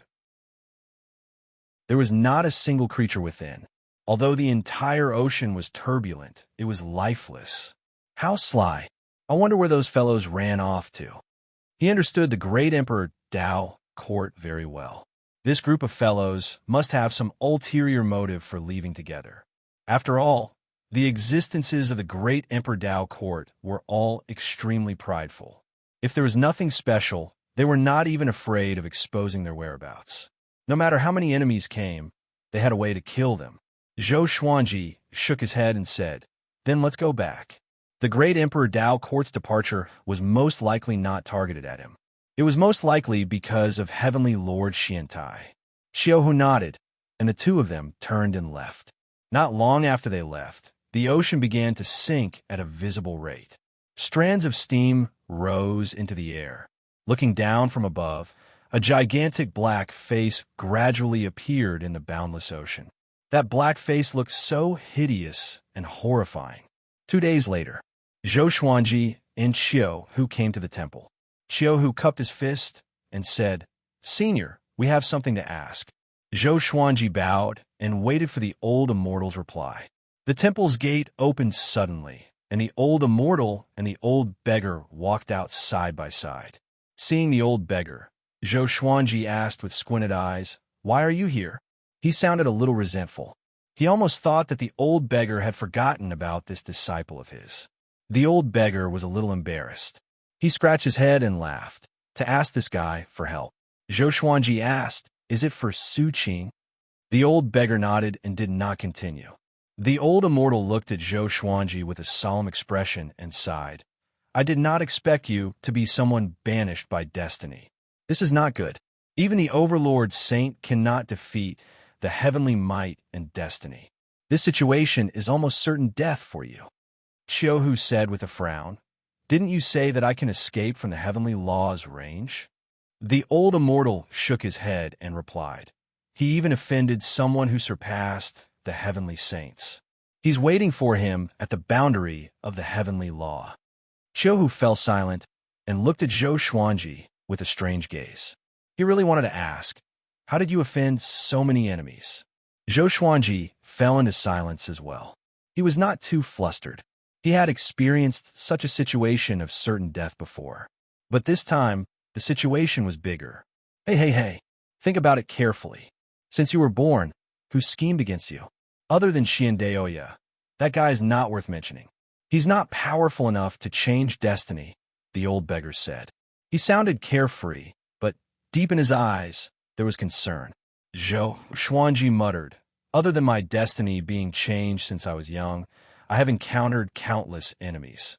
He suddenly thought of something. His transmigration identity. Ever since he was born, he had memories of his previous life. Most importantly, he had never heard of Earth in the Great Thousand World. Could it be that Earth did not come from the heavenly law? The more he thought about it, the more shocked he became. There are only two paths before you. Either you stop cultivating, or you work hard to become more powerful and fight against destiny, the old immortal said as he stroked his long beard. The old immortal said as he stroked his long beard and stared at Zhou Xuanji. He looked unprecedentedly serious. The old beggar threw him a stare and cursed. Fight against destiny? You can think of that. He will be consigned to eternal damnation. The old immortal asked back, then what do you have in mind? The old beggar fell silent. He really could not think of a way. He even came to ask how to save Su Qing. At this moment, he felt sorrow welling up in his heart. In the end, he could not protect all of his disciples. Mo Jiuqing, Su Qing, and Zhou Xuanji were the same. Didn't you tell me to find you after I reached Universe Heaven Level 18? Now, I'm connecting Heaven Level 2, Zhou Xuanji asked. Zhou Xuanji asked. Between waiting for death and fighting with his life on the line, he did not hesitate. The old immortal nodded and said, summon all of your demon god bodies. I will help you refine your body and help you step onto the path of pursuing the Overlord Saint. Overlord Saint. The old beggar opened his eyes wide. He suddenly thought of the Overlord Saint in the past. That guy's ending was extremely pitiful. But when he was about to speak, he could not. Looking at Zhou Xuanji's calm and determined expression, he was a little dazed. Are you really ready? He asked with a complicated tone. Mobile version of the fastest updated website. Chapter 589. Zhou Xuanji looked at the old beggar and shrugged as he said, I've been hearing this so much lately that my ears have grown calluses. Whether I'm prepared or not, I'll have to face it. I'm always prepared for any battle. The old beggar was moved by his eyes and said with a smile, That's right. As my disciple, you can't be a coward. Zhou Xuanji smiled but did not reply. Come on, you just kept pouring cold water on me. Qiu could not help but complain, his tone filled with disdain. He couldn't stand the sight of the old beggar. In his eyes, the old immortal was more like Zhou Xuanji's teacher. At that moment, Zhou Xuanji took out Demon God Tianwu, Demon God Nanming, Demon Ancestor, and Demon God Jihuang. The bodies of the four demon gods exuded a domineering aura. Their faces were ferocious, and they exuded a boundless, baleful aura. The old beggar's expression changed. He did not expect Zhou Xuanji to have already obtained 4 demon god clones. Looks like you have a lot of secrets on you. To be able to refine 4 demon gods into doppelgangers, such a method is very rare. The old immortal said intently, while the old beggar was also sizing up Zhou Xuanji. Could it be that this kid had another master? This was the first time Qiu, who had seen him take out 4 demon god bodies at once. The old immortal waved his right hand, and a huge black cauldron appeared in front of him, causing Qiu Hu and the old beggar to retreat in shock. Bring your avatar into the cauldron. It will be very painful. Of course, I believe you can endure it. The old immortal chuckled. His serious expression disappeared, and he became kind again. Zhou Xuanji nodded and brought the 4 demon god clones into the cauldron. Qiu Hu sat down on the ground. The old beggar looked at the old deity and said, We have already agreed on what happened before. Don't forget. With that, he turned around and prepared to leave. The old immortal stopped him and asked, You don't care about Zhou Xuanji? He's also your disciple, and he's told me a lot about the interactions between the two of you. I can tell that he respects you a lot. Hearing this, the old beggar trembled and his body stiffened. He sighed and said, I don't have a clone, so I'm really powerless. Moreover, you're here. You're equivalent to his master." With that, he left without hesitation. He had so many disciples, but during critical moments, he could only take care of one. Looking at him leave, Chiohu curled his lips and harumphed. Didn't he just make master your disciple? He could not understand why the old beggar would abandon Zhou Xuanji. Could there be other disciples more important than Zhou Xuanji? The old immortal shook his head and smiled. He is indeed a good master. He is more suitable than me. The old beggar could communicate with his disciple with his true feelings, but he couldn't. In his eyes, everyone was equal, including Zhou Xuanji. He only felt that Zhou Xuanji had the potential to go to the Kunlun Origin Court. Chiohu glanced at the old immortal and muttered, "You don't mean it. Why did the old immortal not treat him as well as Zhou Xuanji?" Zhou Xuanji and the 4 demon gods came to a place with many volcanoes. Thunderclouds covered the sky, and torrential rain poured down. However, it was unable to extinguish the raging flames in the surroundings. The rain fell into the streams of lava and gave rise to bursts of charred smoke. Zhou Xuanji and the demon god's bodies were hit by the rain, and he muttered, "This is the world within the cauldron?" He subconsciously looked at the intersecting magma rivers beside him. Could it be that he was going to use them to temper his body? At this moment, his expression changed. The rain became scalding hot. Even his powerful body turned red from the impact. If it were an ordinary person, he would have been melted instantly. He did not use his celestial energy to protect his body, but accepted the rain calmly. Since it was body tempering, how could he resist? The 4 demon gods' bodies did not move and accepted the rain quietly. Zhou Xuanji, fighting against destiny and the heavenly law, is a path of no return for you. You will suffer unimaginable pain, and you might even face eternal loneliness. Remember, the more pain you can endure, the more power you will gain. The old immortal's voice resounded across the heavens and earth. It was majestic and indifferent, like the might of the heavens. Zhou Xuanji did not reply, but engraved the old immortal's words in his heart. His black hair was drenched by the scalding rain. He sat down with his legs crossed and channeled the world Buddha art.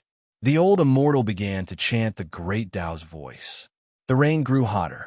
In a short while, Zhou Xuanji was covered in blood, and the 4 demon gods' bodies began to tear. Even with the great Tao's voice by his ears, Zhou Xuanji was still tortured by the extreme pain. He gritted his teeth and persevered.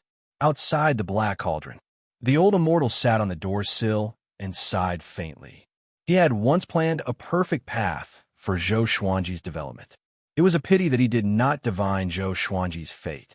"Senior, what are the chances of him defeating destiny?" Chiohu asked from the side.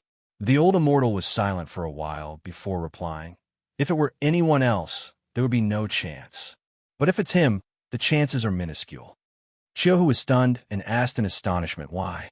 Minuscule sounded hopeless, but it represented a glimmer of hope. "Because I believe in him." The old immortal smiled as he reminisced. He began to recall the time he spent with Zhou Xuanji. In the vast starry sky, old ancestor Hongshi and heavenly lord Xiantai stood opposite each other. Their faces were cold. "The enemy is just outside, and you still want to fight among yourselves?" Old ancestor Hongshi asked with a deep voice. His tone was filled with rage. Heavenly Lord Xiantai replied indifferently, "I'm not satisfied until I destroy Wanshan Great Thousand. If you want to stop me, then I will remove your heavenly saint title. With one less heavenly saint, we will be stronger." Just when he finished speaking, a black hole appeared behind him, and a black silhouette stepped out slowly. That person looked exactly like Heavenly Lord Xiantai, but his body was pitch black like a shadow. Old ancestor Hongshi's expression changed drastically. "You are using that power," he cried out in shock. "Are you crazy?" Heavenly Lord Xiantai laughed maniacally. "Hongshi, can't you see it clearly? The heavenly law is about to be destroyed. 9 is the limit. Destiny has begun interfering, and everything will return to the cycle of reincarnation. The battle between the heavenly saints is our only chance of survival. After that, the entire starry sky turned into extreme darkness. Countless stars disappeared. Heavenly Venerable Shintai split into countless clones that surrounded old Ancestor Hongshur. The black silhouette grew taller quickly and looked down at old Ancestor Hongshur. Old Ancestor Hongshur took a deep breath. A gigantic red lion head formed above his head and roared furiously in the dark void. A golden beam of light shot out from the darkness at an extremely fast speed. Old Ancestor Hongshur glanced over and was pleasantly surprised. The next second, his expression changed suddenly. He quickly dodged the golden beam's attack. Yongling, what are you trying to do? Old Ancestor Hongshur roared furiously. His voice was trembling. Buddha Yongling came over on his lotus throne, radiating with boundless radiance. He stared at old Ancestor Hongshur expressionlessly and said, Hongshur, you are too willful and reckless. You will die sooner or later. I am here to take your soul and reincarnate you in the next cycle. Old Ancestor Hongshur almost exploded in anger. This guy dared to betray him. Chapter 590. In the face of Patriarch Hongshur's anger, Buddha Yongling shook his head. He quickly flew up.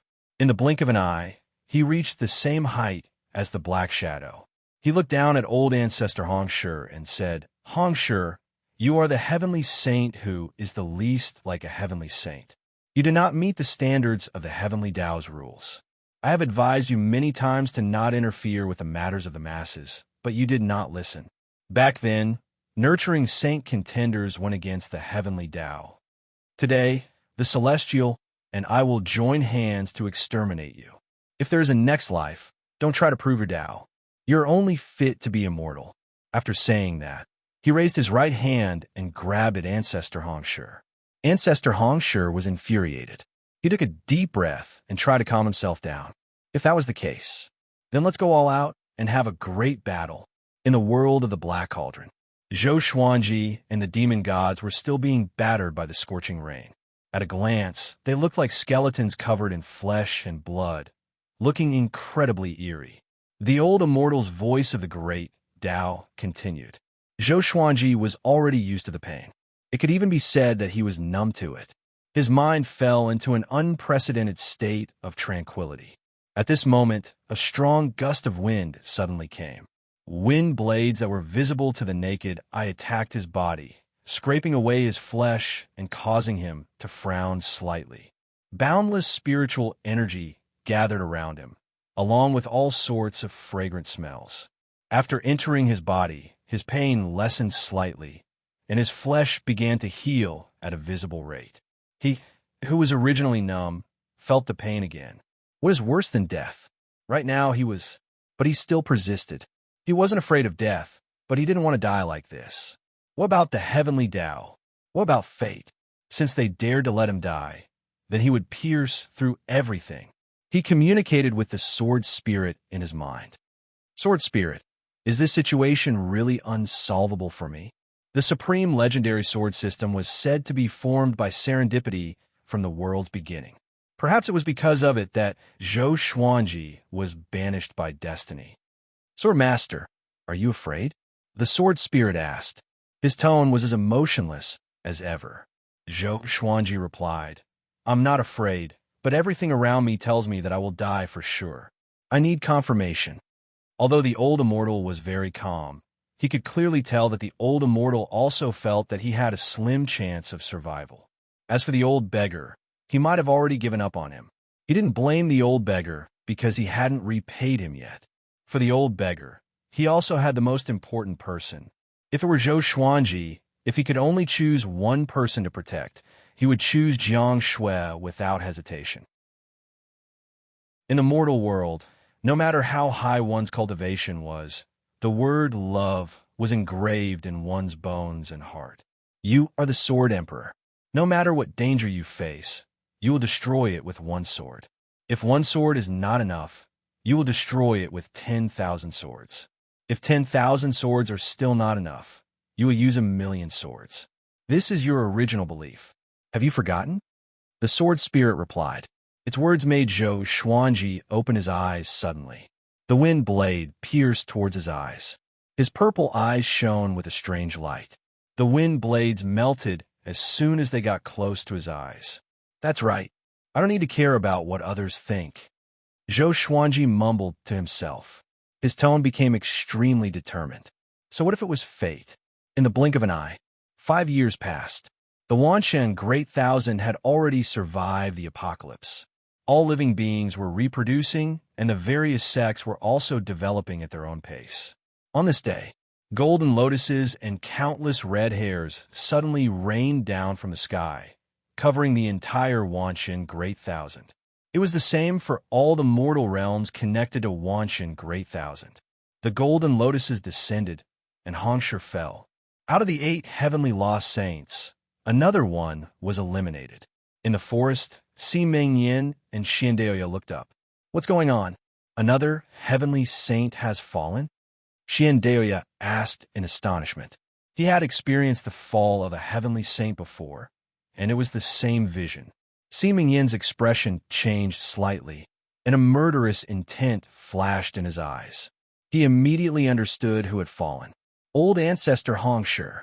How can it be? He's so powerful. How can he fall? Simeng Yin's chest heaved up and down. His eyes turned red instantly, as though they were filled with blood. Old ancestor Hongshi would always protect the geniuses that he valued. It was the same for him and Zhou Xuanji. Seeing his reaction, Xiandeoya immediately understood. Old ancestor Hongshi has fallen. Could it be?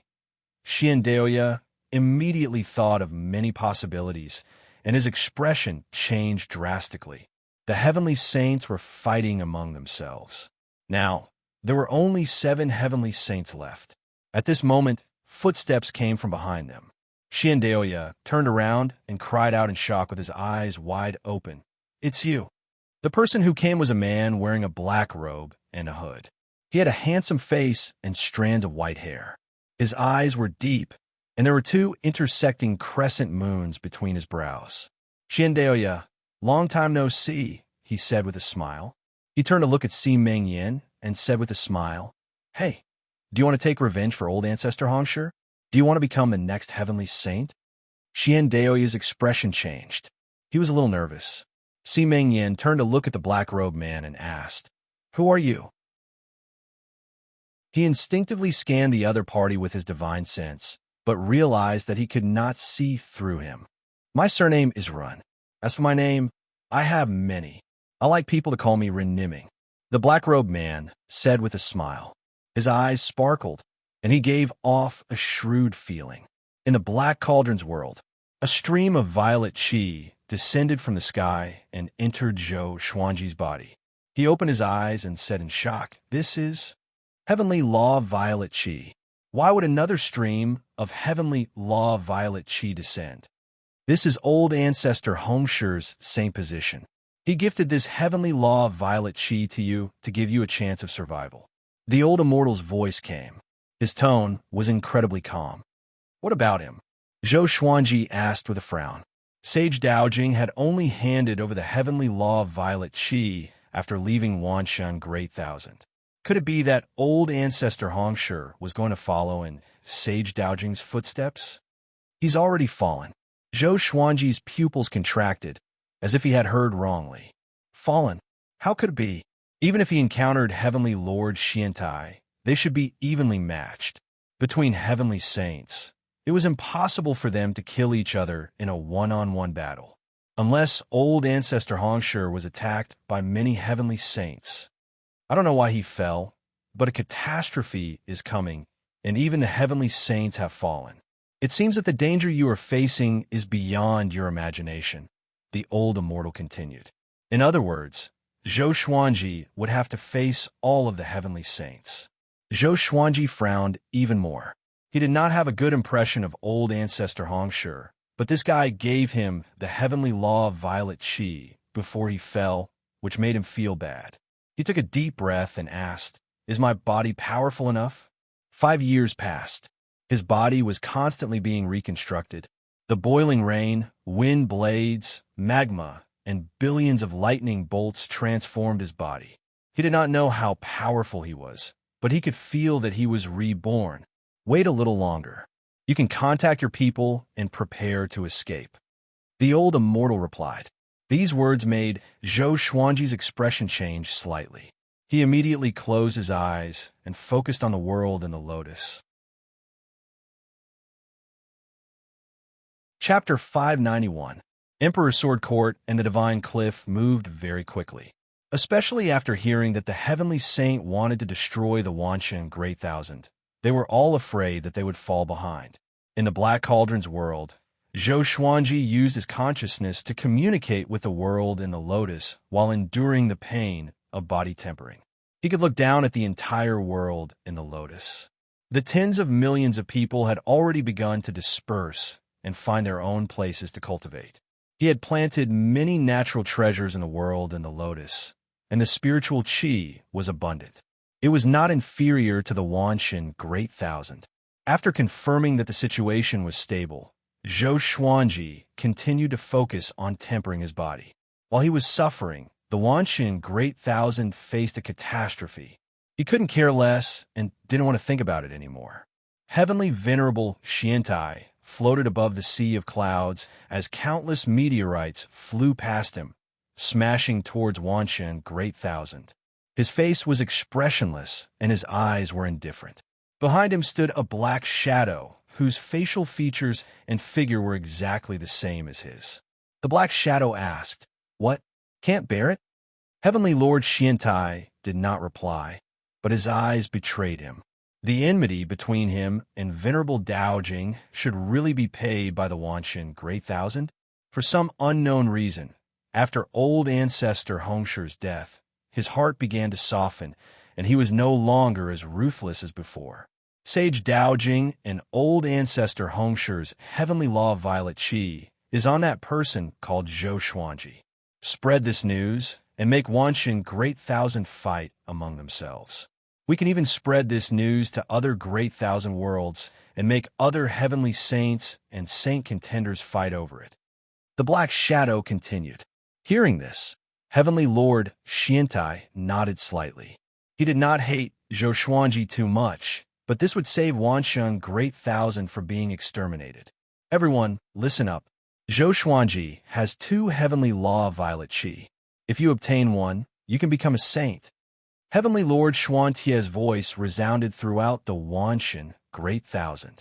At the same time, the descending meteorites disappeared. As long as I become a saint, I can stand above all living beings and no longer be controlled by the catastrophe. His voice was very calm, causing the hearts of all living beings in the calamity to tremble. Sainthood. The next moment, the entire Wanshan Great Thousand was in an uproar. The Wanshan Great Thousand had been through so many hardships recently, and all the living beings were holding their breaths. They wanted to rise. They were no longer willing to wait for death and despair. Now, the Wanshan Great Thousand was in a frenzy to find Zhou Xuanji. Emperor's Sword Court and Divine Cliff were the first to be targeted. Very soon, everyone discovered that Emperor's Sword Court and the Divine Cliff had disappeared. Where did Emperor's Sword Court go? Zhou Xuanji must have escaped. Damn it.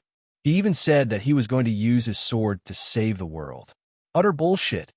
They must have left Wanshan Great Thousand. What do? My chance to become a sage is gone. For a time, the Center God province became the target of public criticism. Zhou Xuanji did not know about this, and even if he knew, he would not care. In front of the temple, Heavenly Lord Xuantia's sudden appearance startled Qiu, who so much that he stood up. The old immortal was still sitting on the doorsill, calm and collected. He was not at all moved by Heavenly Lord Xuantia's arrival. You want to protect him? Heavenly Lord Xiantai asked expressionlessly. It was obvious that he knew the old immortal.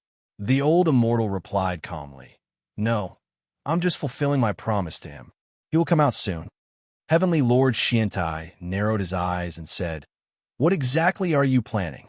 The old immortal and the old beggar were still seniors to these heavenly saints. Even if he hadn't become a sage, Heavenly Lord Xiantai wouldn't have dared to act recklessly. It's not that I'm planning anything, but you are being schemed against. The old immortal smiled faintly.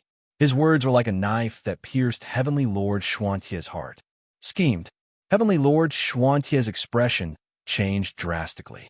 When old ancestor Hongsher died, he sensed that something was amiss. He felt that everything was too strange. But there was a reason for it. It was because Sage Daojing provoked him that he was enraged.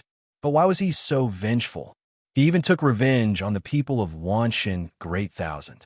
This was the demeanor of a heavenly saint. He took a deep breath and cupped his fist. Please enlighten me. Xiaohu swallowed his saliva. A heavenly saint bowed to the old immortal. Domineering. Too domineering. The old immortal shook his head and said, Actually, you know what's going on. Who else can control a heavenly saint? Boom! A bolt of lightning descended. But when it neared the temple, it was blocked by a formless energy and dissipated in the air. Heavenly Lord Xiantai took a deep breath and immediately understood what he meant. Thank you. Heavenly Lord Xiantai left after saying this. In the blink of an eye, he left Wanshan Great Thousand. He could already feel fear. In the Black Cauldron's world, Zhou Xuanji was still undergoing the tempering of his body. Analyzed that the sword owner has reached 356 years old. Gotcha started. Ding. Congratulations, the sword owner obtained Connecting Heaven Sky Destroyer. Celestial Shaking, Hell God Sword. The sword spirit's voice resounded in his mind. He did not open his eyes, but continued to cultivate. In 5 years, he had obtained 12 legendary swords. The highest grade was Connecting Heaven, and the lowest was Gold. Although they were not very helpful to his power, it was good to have a few more. Boom! He broke through to Connecting Heaven Level 3. The tempering of his body did not help his cultivation much, but he was already close to breaking through. In 5 years, I will let you out. The next 5 years will be truly painful. The old immortal's voice sounded in his ears. He did not even open his eyes. Pain was nothing to him, as long as he could become more powerful. Boom! At this moment, the ground shook violently. A horrifying pressure descended from the sky, and he looked up in shock. He saw a fiery glow in the sky. Billowing flames billowed out, shaking everyone's heart. At a glance, there was no end to the sea of flames. This is Zhou Xuanji opened his eyes wide. He thought of a possibility, and his scalp turned numb. Boom!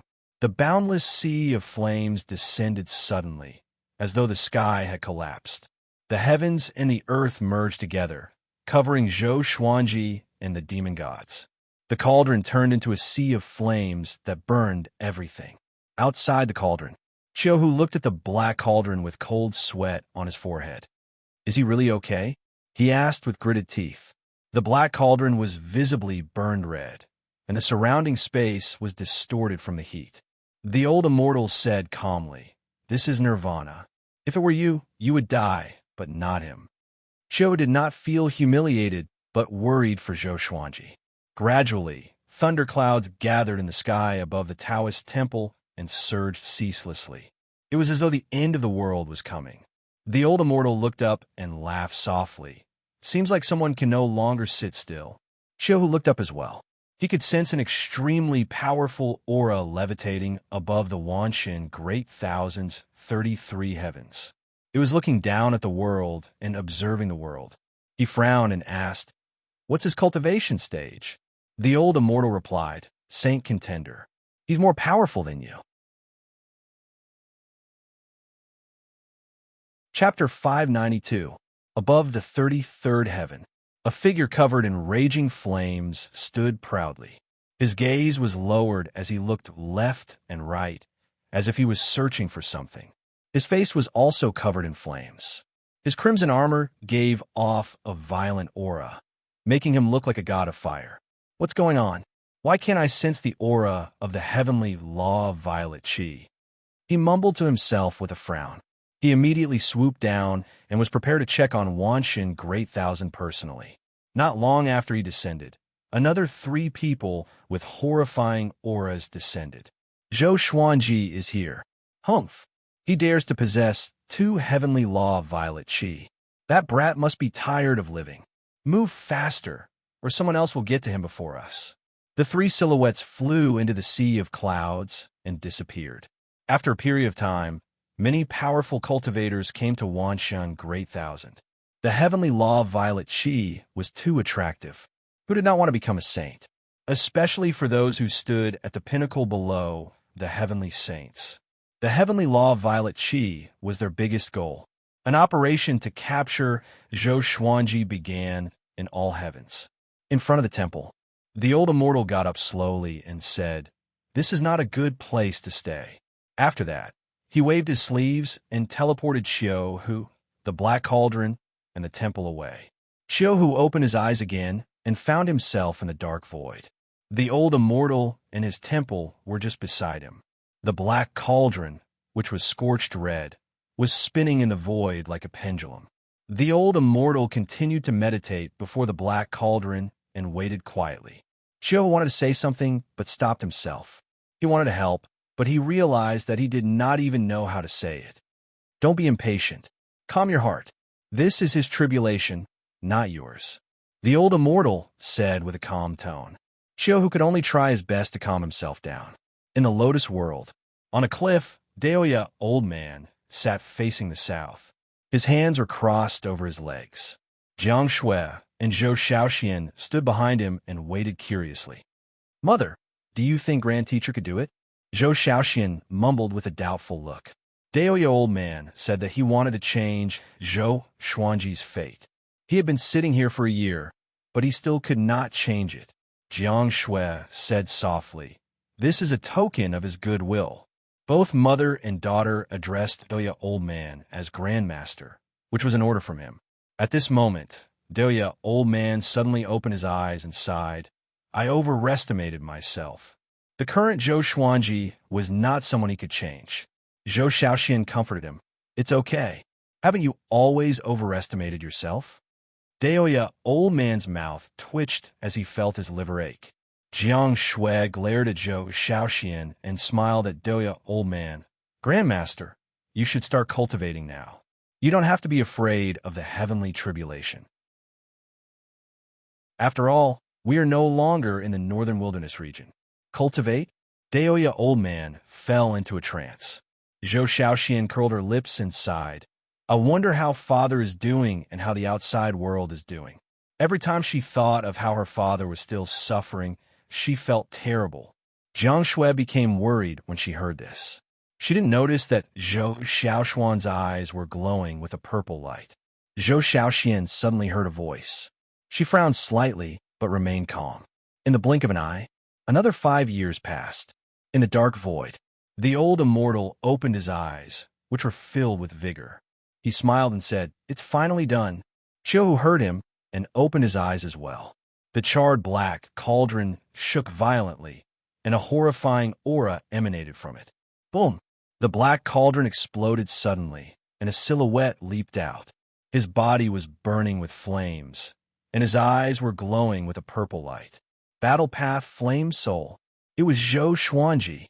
The 4 demon god bodies had already fused with his body, which boosted his aura to the extreme. At this moment, he was like a peerless devil that charged out from the abyss. He quickly retracted the flames on the surface of his body and put on a white shirt. His black hair danced wildly, and one could vaguely see streaks of fire. Qiu opened his eyes wide and cried out in shock, "Master, how powerful are you now?" He felt that Zhou Xuanji had completely transformed. Just his aura alone was enough to make him shudder. Zhou Xuanji looked calm. His figure and face did not look any different from before, but his eyes were emanating a dangerous aura. "I'm not sure, but I feel that my physical strength is enough to destroy everything," Zhou Xuanji replied with a smile. The old immortal frowned slightly and said, "The difference between becoming a saint and a demon is just a thought." Zhou Xuanji bowed to him and said, "Senior, can I go out now?" The old immortal narrowed his eyes and nodded lightly. Zhou Xuanji immediately disappeared. Qiu was stunned and asked, "What is he trying to do?"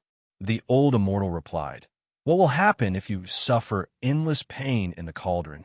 Qiu opened his eyes wide and shuddered in fear. He hurriedly bowed and left as well. The old immortal shook his head and sighed. What a great destiny! On a mountain peak in Wanshan Great Thousand, Zhou Xuanji appeared out of nowhere and stood by the cliff, facing the wind. He was expressionless, and numerous legendary swords appeared around him. Xiaohu appeared beside him and asked with gritted teeth, Master, what are you trying to do? Zhou Xuanji smiled and said, Just wait and see.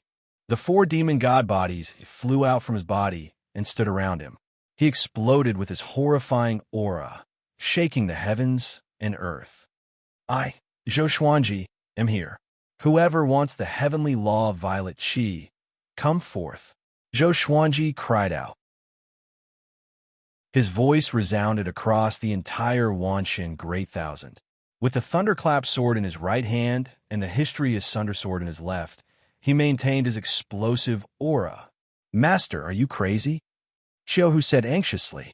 Your enemies are not just the living beings of Wanshan Great Thousand. Zhou Xuanji glanced at him and said, So what? Boom! The mountain under his feet trembled continuously as though it would crumble at any moment. Zhou Xuanji said coldly, Since destiny wants to banish me, no matter who the enemy is, be it the heavenly saints or living beings, come and die. When he was tempering his body in the cauldron, he had already thought it through. He did not need to care about the so-called justice. If living beings wanted to destroy him, then he would destroy them. If the heavens wanted to destroy him, then he would destroy the heavens. So what if it was destiny? He would face it head-on. All worlds, if you dare to harbor any malicious thoughts, die by my sword. His voice was filled with bone-chilling murderous intent, which sent chills down Xiaohu's spine. Not only did Zhou Xuanji's body change, but even his mentality changed drastically. At this time, 2 peerlessly powerful auras flew over from the front. Without even looking, Zhou Xuanji slashed with the thunderclap sword. Billions of heavenly lightning weaved into a lightning net that connected the heavens and earth. It swept out and destroyed everything in its path. Before the 2 powerful cultivators could react, they were killed by the heavenly lightning. Both their bodies and souls were destroyed. They would never be able to reincarnate. A massive amount of magic energy entered Zhou Xuanji's body, causing his white robe to flutter violently. His purple eyes were extremely cold, like the eyes of the abyss behind the light. They contained boundless murderous intent. Chapter 593. Looking at Zhou Xuanji's back, Xiaohu knew that he could not dissuade him. Forget it. Let's go crazy with him. Xiaohu gritted his teeth and sat down on the ground to cultivate. He wanted to see what Zhou Xuanji could do to this world. Zhou Xuanji began suppressing the magic energy in his body. He did not use the 9-soul fusion technique, but his body had already transformed, which was enough to suppress the violent magic energy that surged into his body. Since he was on a fight against destiny, he must try his best to become more powerful. Enemies were just perfect for him. Demon God Tianwu, Demon Ancestor, Demon God Nanming, and Demon God Zhuang stood around him like 4 iron towers. Each of them faced one direction and looked domineering. A while later, as the dust settled, countless silhouettes appeared. They were all demons and monsters with ferocious faces. They were scattered in every corner of the world and surrounded Zhou Xuanji and the others. Zhou Xuanji, hand over 1 heavenly law of violet qi, and we will let you go. A cold voice came. The demon emperor, who was wearing an emperor's robe, descended from the sky. 36 demon lords followed behind him, including Snake Lord Qingshi. All of them were above, connecting Heaven Level 2. Together with the countless demon soldiers and demon generals, it was enough to scare anyone out of their wits. Zhou Xuanji opened his eyes. His purple pupils locked onto the demon emperor and said softly, Do you want to die? Hearing him, the demon emperor's face darkened immediately. He did not attack Zhou Xuanji directly because he had worked with him before, but he did not expect Zhou Xuanji to ignore their friendship. Don't waste your breath on him. Snatch it. Humph. Holding 2 heavenly law violet qi alone. Aren't you afraid of bursting to death? This guy is too greedy. He almost brought destruction to the Wanshan Great Thousand. Kill him. Attack together. This guy is very powerful. The 36 demon lords spoke together. All of them held onto their enchanted artifacts and prepared for battle. The demon emperor raised his right hand and pointed his index finger at Zhou Xuanji. If so, Zhou Xuanji, he said coldly, don't blame us for not showing mercy. Boom! A horrifying bolt of purple lightning tore apart the thunderclouds and struck toward Zhou Xuanji. The lightning was imbued with destructive power. Zhou Xuanji quickly raised the thunderclap sword, and the 9 extreme legendary sword gave off a berserk suction force, directly absorbing the purple lightning. The demon Thearcha's eyes widened. The 36 demon lords were also shocked, and the demon soldiers and demon generals in the distance were in an uproar. Impossible! That's the god-punishing thunder technique created by His Majesty, the demon god. Where did that sword come from? What a great sword emperor. No wonder he is so arrogant. Why do I have an ominous feeling?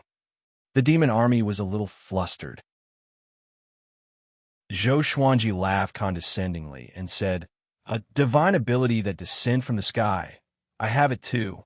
He shook his right arm and used heavenly sword descent.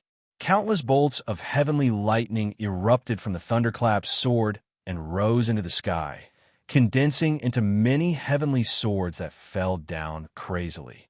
He had fused the primordial chaos sword shadow with the heavenly sword descent. Coupled with the terrifying power of the thunderclap sword, it was definitely a nightmarish killing power. The expressions of the Beast Thearch and the 36 Beast Lords changed drastically as they gathered their magic power to create a light barrier to block the Heaven Sword. Boom! Boom! Boom! The Beast Lords were destroyed in both body and soul by the Heaven Sword. It was a pitiful sight, and the demon soldiers and generals could not resist at all. The Beast Thearcha's magic barrier was also penetrated, but he reacted quickly and dodged quickly. After dodging one sword, there was still another. No, I must escape. The Beast Thearch quickly made a decision to abandon the demon army and escape. Swish! An air-piercing sound came from behind him. Before the Beast Thearch could turn around, his chest was pierced by the thunderclap sword, and heavenly lightning surrounded his body. Void instant kill. How is this possible? The Beast Thearcha's expression changed drastically. He could not believe his fate. What kind of divine ability was this? Wasn't it too fast? Following this, his magic energy was drained by the thunderclap sword, and his body turned into dust. His soul was locked in place by the thunderclap sword, and he could not break free at all. He looked back at Zhou Xuanji and cursed. Zhou Xuanji, are you really going to kill me? Zhou Xuanji's gaze was cold, and a mocking look appeared in his eyes. You want to kill me, but I'm not allowed to kill you? He raised his left hand and pointed his middle finger at the Beast Thearch. The Beast Thearch did not understand this gesture, and his soul dissipated. The 36 Beast Lords died as well. The demon soldiers and generals either died or escaped. Zhou Xuanji did not kill them all because there was no need to. The heavenly sword descent blasted the heavens and earth into chaos again. Dust billowed and the light dimmed. It was like the beginning of the world before the sun rose. Zhou Xuanji sat down and prepared to break through. Hundreds of legendary swords levitated above his head and circled around recklessly as though they were alive. Qiuhu's face was filled with shock. Too powerful, exterminating an entire race with one slash. Even someone as powerful as the Beast Thearch could be destroyed with a flip of his hand. Not only that, but the 4 demon god clones had yet to act. Just how powerful is he? Qiuhu thought to himself in a daze. He suddenly felt that Zhou Xuanji was not really crazy. When one was powerful to a certain extent, one could look down on everything. Far away, many cultivators were watching. When they saw what happened to the demons, they all retreated in fear. News of the Beast Thearch and the 36 Beast Lords' deaths spread like wildfire across the Wanshan Great Thousand. Zhou Xuanji began to break through with a massive magic energy gathered by the demons. Connecting Heaven Level 4, his cultivation did not stop growing and continued to grow wildly. His body had already transformed and could withstand the unbridled growth of magic energy. Boom! A fiery fist that was tens of thousands of zhong in size struck from the front, as if the sun was crashing into them. Almost in an instant, massive fiery fists came from 7 other directions, including the top of his head. The 8 massive fiery fists pressed forward, which frightened Xiao so much that he got up immediately. The thunderclap sword trembled violently and exploded with countless bolts of heavenly lightning, which turned into a massive lightning net that engulfed the 8 fiery fists. The lightning net stirred the clouds in the sky, and the cities far away were all shocked. What's this? Lightning that covers the sky. Is the Sword Emperor fighting? Sword Emperor? God damn it, it's the Lightning Emperor. It's all heavenly lightning. It's 10,000 times more terrifying than the heavenly lightning I faced during my tribulation. The Sword Emperor is really enraged. Everyone was shocked. Just looking at the writhing lightning net in the sky made their scalps numb. A fiery silhouette pierced through the lightning net and charged toward Zhou Xuanji with unstoppable force. Humph! No wonder you are so arrogant. You have a saint's body and a heavenly saint's enchanted artifact. A voice filled with murderous intent resounded across the heavens and earth, revealing Zhou Xuanji's power to the world. Zhou Xuanji opened his eyes and looked over. In the dark sky, dust billowed like 10,000 dragons. A massive fireball appeared on the horizon like the approaching sun. It was majestic and majestic. He got up immediately. Even though the magic energy in his body was boiling and was not suitable for battle, he was not afraid. In the billowing flames, a godlike figure could be vaguely seen. My name is Divine Lord Blazing Sunday. It will be your greatest honor to die in my hands. The other party spoke again, and the massive fireball exploded. Countless fiery lines spread rapidly to both sides, trying to surround the mountain where Zhou Xuanji was. I have countless legendary swords. I have countless legendary swords. Chapter 594. Blazing Sun Immortal? Zhou Xuanji laughed disdainfully. He had heard such words countless times. The people who talked to him like that were all dead. Xiao who clicked his tongue in wonder. Blazing Sun Divine Lord, you are courting death. Do you understand? As the first tiger since the birth of the Heavenly Tao, he naturally knew the top powerhouses under the Heavenly Tao. Blazing Sun Monarch was one of the first living beings in the world. Inside the vast sea of fire, Celestial Lord Blazing Sun did not respond. The billowing sea of flames engulfed the heavens and the earth, surrounding Zhou Xuanji and the others, making them feel as if they were in a sea of flames. Zhou Xuanji's eyes focused, and countless illusory swords appeared out of nowhere. The tips of the swords pointed outwards and surrounded the mountain he was on. Great Chaos Sword Shadow. 10 billion sword projections appeared out of thin air, each less than half a meter away from the other. Before Sir God Blazing Sun could make a move, the primordial sword shadow moved first. Billions of sword shadows moved at the same time, so loud that even the deaf could hear, causing the surrounding space to shatter. The sea of flames was devoured by the void, and darkness spread from all directions. Zhou Xuanji raised the thunderclap sword and used ranged sword propelling. Whoosh! Celestial Lord Blazing Sun, who was hiding in the sea of fire, dodged subconsciously, but his body was still pierced by the thunderclap sword. This speed. When the flames dissipated, Blazing Sun Divine Lord looked horrified. He didn't panic and immediately used his divine ability. His body turned into flames and quickly exploded. He condensed his body again and came behind Zhou Xuanji. Dozens of red wings appeared on his back and pierced toward Zhou Xuanji like sharp blades. The 4 demon gods beside Zhou Xuanji simultaneously punched out. The fist wind gathered together and shattered the red wings. Boom! Zhou Xuanji broke through again and reached connecting heaven level 5. The demon race had so much magic power fused with his body. Even if a lot of it was consumed during the fusion process, it was still enough for him to continue breaking through.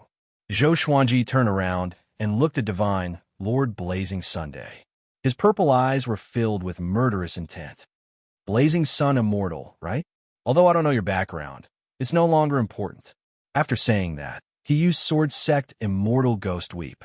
Hundreds of divine swords shone with white light and spun at high speed. He walked toward Blazing Sun Immortal step by step, holding his sword with both hands. With a single sentence, he had changed from a defender to an aggressor. Divine Lord Blazing Sun was unhappy with his tone. With a furious roar, he transformed into a phoenix and charged toward Zhou Xuanji with an unstoppable force.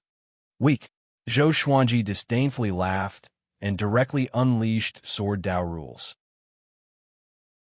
With a flash of the sword light, the phoenix was torn apart. It was as if the sun had exploded, and the impact was visible to the naked eye, causing waves to appear in the void. Celestial Lord Blazing Sun was sent flying while vomiting blood. Zhou Xuanji came up to him in one step, and the two of them were less than a meter apart. Their eyes met. Immortal Blazing Sun saw a pair of eyes full of anger. This fellow isn't conceited. He's angry. Emperor Blazing Sun was shocked and felt incredible. He finally understood Zhou Xuanji's intentions. This kid wanted to take revenge on the common people. Before he could even speak, the Sword Dao rules erupted once again, destroying his body and soul. A mighty figure of a generation had fallen here. In the vast thousand worlds, Blazing Sun Immortal had the same status as the sun god. He was formed from a sun, and his cultivation was exceedingly high. From ancient times until now, he had rarely been defeated. Facing Zhou Xuanji this time, he was not a threat at all. Zhou Xuanji did not care about what Divine Lord Blazing Sun was thinking before he died. He turned and flew in a certain direction. Xiao Hu and the demon god clones hurriedly followed. This area had turned into a void and was isolated by Wanshen Great Thousand's power of heaven and earth. He did not intend to hide, but continued to accept challenges openly. Xiao Hu flew to his side and sighed in amazement. "You're too powerful. I feel that you are the heavenly law's great tribulation, purposely purging the common people." Zhou Xuanji glanced at him with a faint smile. Xiao Hu thought that he did not understand and explained, "Each time a great tribulation comes, countless living beings die tragically. It seems to be because of the sins of some beings, but it's not. It's an inevitable rule of the heavenly law. Fate blinds people, giving birth to thoughts of revenge or abnormal ambitions." Zhou Xuanji rolled his eyes at him and said, "Who do you think I want to take revenge on? I didn't attack first." Xiao Hu heard him and felt that it made sense. But no matter how he looked at it, the current situation was a scene of a great tribulation, and Zhou Xuanji was the main character of the Great Tribulation. For the rest of their journey, they were attacked continuously. Zhou Xuanji crushed everything with his absolute power. Although his cultivation was growing, he did not break through. He was stuck at connecting Heaven Level 5. He was still waiting for Heavenly Lord Xuantie's arrival. But it was a pity that Heavenly Lord Xiantai had already left Wanshen Great Thousand. This day, they landed beside a surging river. The two sat down cross-legged while the four demon gods stood behind them. Xiao Hu could not stop laughing. He was still talking about a pitiful person who died under Zhou Xuanji's sword. "So funny?" Zhou Xuanji asked casually. He could not understand what this guy was laughing about. Xiao Hu burst out laughing. "Yeah. Didn't you see how he died?" "Ha!" He laughed louder and louder, as though his laughing acupoint was sealed. Zhou Xuanji suddenly looked in another direction. He saw three people walking toward him side by side. They were Rin Niming, Xian Daoya, and Si Mingyan. Xian Daoya was sweating nervously. Facing Zhou Xuanji's peripheral vision, he quickly dodged. Xiao Hu also noticed the three of them coming. "It's you." Xiao Hu's expression changed drastically. He got up immediately and locked his gaze on Rin Niming, as though he wanted to devour him. Rin Niming had a smile on his face, giving off a very sinister and evil feeling. "Xiao Hu, long time no see. This time, I'm going to give you a serendipity," Rin Niming said with a smile. Rin Niming smiled. As soon as he finished speaking, a huge fist stopped in front of him, less than 3 centimeters away from the bridge of his nose. The gust from the fist blew his hair backward. His expression did not change, but continued to look at Xiaohu with a smile. I don't care what you are planning. Get lost. Xiaohu said word by word. His voice was like thunder, and his fury soared to the sky. Who is he? Zhou Xuanji's voice came. Xiaohu took a deep breath and stared at Rin Niming. He's Rin Niming, he said with gritted teeth. He's extremely cunning. He's always scheming to steal fate. Rin Niming avoided his fist and brushed past him as he walked towards Zhou Xuanji. Sword Emperor, I admire you the most. Do you want to fight Heavenly Lord Xiantai together? Don't worry, I'm not interested in the Heavenly Law of Violet Qi. Rin Niming asked Zhou Xuanji with a smile. He knew his place and stopped 15 meters away from Zhou Xuanji. Zhou Xuanji sized him up and realized that this guy was so profound that he could not see through his cultivation. What do you want? Zhou Xuanji asked indifferently. He wanted to deal with Heavenly Lord Xiantai and did not need anyone's help. Rin Niming smiled and said, I just want to see if you can defeat destiny and change the Heavenly Law's rules. He looked at Zhou Xuanji with a trace of fanaticism in his eyes, as though he was looking at a rare treasure. He continued to speak. I know why you were banished by destiny. So, do you want to work together? Mobile version of the fastest updated website. Chapter 595. I have a way to make you tell me directly. Why should I work with you? Zhou Xuanji looked askance at Rin Niming and said with a smile. His tone was relaxed and did not contain any murderous intent. Rin Niming was not nervous. He shook his head and said with a smile, You have your principles.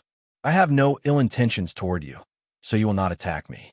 Or else, what's the difference between you and those pitiful worms who died in the Great Tribulation? Principles could be laughable sometimes. It could even be said to be pathetic.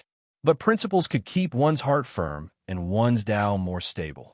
Zhou Xuanji got up slowly and said, People who think they're smart die easily. He did not like it when people played tricks with him. It was as though he was a chess piece that could be manipulated. It was fine if it was a heavenly saint. At least he was powerful enough. Could this Rin Niming be a heavenly saint too? Zhou Xuanji walked toward him. His aura exploded and froze the river. Xian Daoya trembled in fear. Si Mengyan sized up Zhou Xuanji with interest. No wonder the old ancestor said that he's the most talented. Si Mengyan sighed in his heart. Zhou Xuanji gave him an extremely dangerous feeling. This meant that Zhou Xuanji had already surpassed him. How long had it been? This was terrifying.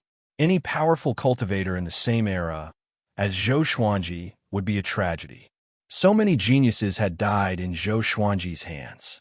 Who would mention him now? If you kill me now, how will you face destiny? You don't even know where destiny is and who is the executor of destiny. I can erase this memory before you attack, Rin Niming said with a smile. Rin Niming said with a smile. He was not angered by Zhou Xuanji, nor was he afraid. Zhou Xuanji smiled and stopped walking. Tell me, what do you want? I'm not very patient, he said. He wanted to see if he could defeat destiny? Could it be any more fake? Did he think that he was the heavenly law that came down to watch a show? Rin Niming stopped smiling and said seriously, My name has already told you the answer. If you're willing to work with me, then follow me to the netherworld now. Zhou Xuanji understood the look in his eyes. It seemed that this guy had been played by destiny before. After some thought, he nodded in agreement. He looked at Xian Daoya and said, This guy is already your subordinate? Rin Niming smiled and said, Don't worry. He can answer whatever you want to ask. Of course, you'd better not kill him. He's still very useful. Xian Daoya sensed Zhou Xuanji's gaze and gave an awkward but polite smile. Qiuhu coldly snorted and said, Lord, be careful. This fellow loves to scheme against others. Rin Niming glanced at him and asked with a smile, Qiuhu, what did I plot against you? Back then, I helped you obtain so many treasures and even helped you join the great Emperor Dao court. But what have you ever repaid me for? I just left suddenly and didn't let you find me. Is it a scheme? Have you ever truly looked for me? Do you know if I ran away from you, or if I ran into trouble? Have you ever sincerely helped me? Xiaohu was rendered speechless by his question. Thinking about it, Xiaohu's ears turned red. Let's go to the netherworld. On the way there, tell me why you want to go there. Zhou Xuanji said, interrupting their conversation. This helped Xiaohu walk out of his embarrassment. Rin Niming nodded and waved his right hand. A space crack appeared in front of him, and he stepped into it first. Zhou Xuanji stored all the demon god bodies into the Tianxia map and followed closely behind with Xiaohu. Xiandaoya and Si Mengyan followed at the back. They began passing through the yin-yang boundary. Your birth mother must have looked for you. Your banishment must have something to do with her. Let's go and find her first. The one who started the trouble should be the one who started it, Rin Niming said casually as he looked down. Why do you know so much about me? Zhou Xuanji asked. Rin Niming looked at him and said with a smile, Since you were born, I have been observing you. You have been hunted since you were young. If not for me, you would not have had it so easy. Think about it. How many times have you been ambushed by Great Zhou's pursuers in Great Zhou? Zhou Xuanji frowned and immediately understood. You were the one who altered the Northern Wilderness people's bloodline? Why did you do that? Ever since the Northern Wilderness people altered the bloodline, there were fewer and fewer great emperors in the world. Even the number of ascenders decreased. To deal with the demonic emperor, of course. If not for what I did, you would have been controlled by the demonic emperor, including your family.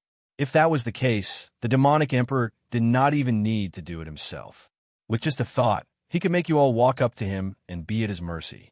Rin Niming shrugged his shoulders and replied, I don't like this guy. He was a pitiful worm, weak and petty. If not for him giving up his heart and submitting to fate, how could he have become who he is today? His tone was filled with disdain when he mentioned the demonic emperor. I purposely left behind a rumor to let people know that the person who altered the Northern Wilderness bloodline was surnamed Run. This was to warn the demonic emperor. This was also the reason why the demonic emperor did not dare to enter the Northern Wilderness again. At this point, Rin Niming burst out in laughter, feeling very carefree. Zhou Xuanji was even more curious about him. This person could play the demonic emperor in the palm of his hand. Could he be a saint? Or could he be like the old immortal and the old beggar, who came from a higher realm? Rin Niming looked at Xiandaoya and said with a smile, This guy is trying to imitate me, which is why there is Daoya, old man.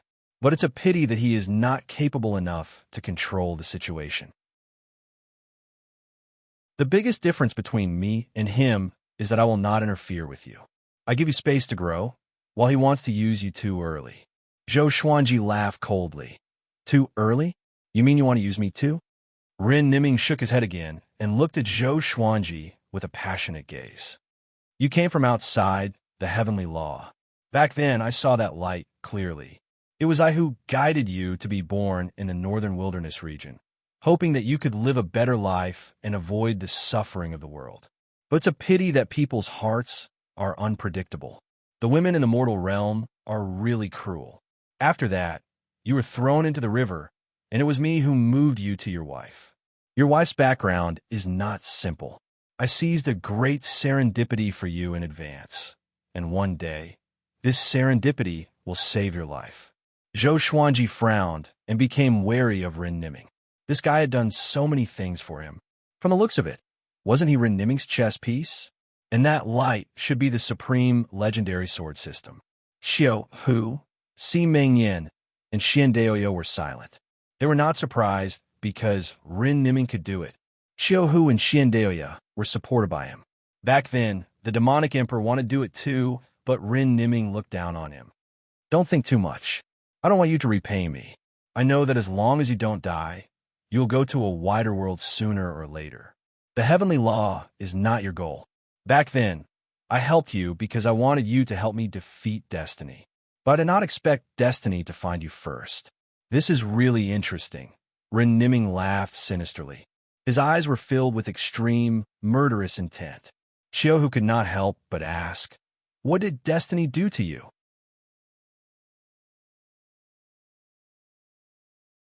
Chapter 596. Xiandaoya and Si Mengyan also looked at Rin Niming curiously. Si Mengyan didn't know much about Rin Niming and only felt that he was unfathomable. However, from the conversation just now, this fellow was far more than that. Rin Niming took a deep breath and said, "Destiny controls all living beings and everything. The way of heaven is the same. One is in the dark, and the other is in the light. Don't you think that the two rules have the same goal?" Everyone frowned. This sentence was extremely terrifying. Fate is the heavenly Tao. The supreme, emotionless heavenly Tao had always wanted to control and manipulate all living beings. It nurtured all living beings and decided the life and ending of every living being. The heavenly Tao will subconsciously eliminate existences that pose a threat to itself, but it is unable to eliminate destiny. It even allows destiny to grow. This is the reason why great tribulations occur regularly. It's not that the heavenly Tao is protecting itself, but destiny is weakening the heavenly Tao. As for you, the heavenly laws approve of you and are even willing to let you become a heavenly saint. However, you make destiny feel threatened, so destiny wants to control all life to eliminate you. Destiny is not as honorable as the heavenly laws. It will continuously change the will of all life until it kills you. Speaking of this, Ren Niming sighed. Zhou Xuanji and the others listened in silence. Xian Daoya and Xiao, who were dumbfounded. All along, they had thought that the heavenly Tao and destiny coexisted. The heavenly Tao was like the main rule, and fate was just a product of karma. I was originally fate, but it's a pity that I wanted to surpass the heavenly Tao and was suppressed by the heavenly Tao. My consciousness was lucky enough to be reincarnated. I originally wanted to regain control of fate, but I didn't expect fate to reject me. From now on, I'm no longer fate, just a mortal wandering the heavens. Ren Niming said something shocking again, and this time, even Zhou Xuanji opened his eyes wide. This kind of rule that was above all living beings could produce a consciousness? Their blood ran cold. Didn't that mean that the heavenly Tao could also have a consciousness? At the same time, they also understood why Ren Niming hated fate so much. This was equivalent to a cultivator being forced to leave his body. When he tried to return to his body, he discovered that his body had given birth to another consciousness that rejected him. What do you think? This feeling was like being possessed. It was even scarier than possession. Possession was at least an enemy, and this kind of situation was similar to schizophrenia. Just as everyone was deep in thought, they entered the netherworld. Ren Niming smiled and said, "You better not spread what we just said. Otherwise, all of us will be in trouble." Xian Daoya and Xiao, who nodded in agreement. They looked at Ren Niming with awe. The person in front of him was an existence of laws that competed against the heavenly Tao. With Niming leading the way, everyone quickly disappeared into the dark horizon. Lady Zhao Xian, dressed in black, sat by the yellow springs. She gazed at the yellow springs, lost in thought. It was like Chang Yi in a moon palace, looking at the mortal world. After a while, 5 figures landed behind her. It was Zhou Xuanji, Qiu Hu, Ren Niming, Xian Daoya, and Si Mingyan. Looking at Lady Zhao Xian's back, Zhou Xuanji's gaze was complicated. He could not forget the look in Lady Zhao Xian's eyes when she threw him into the river.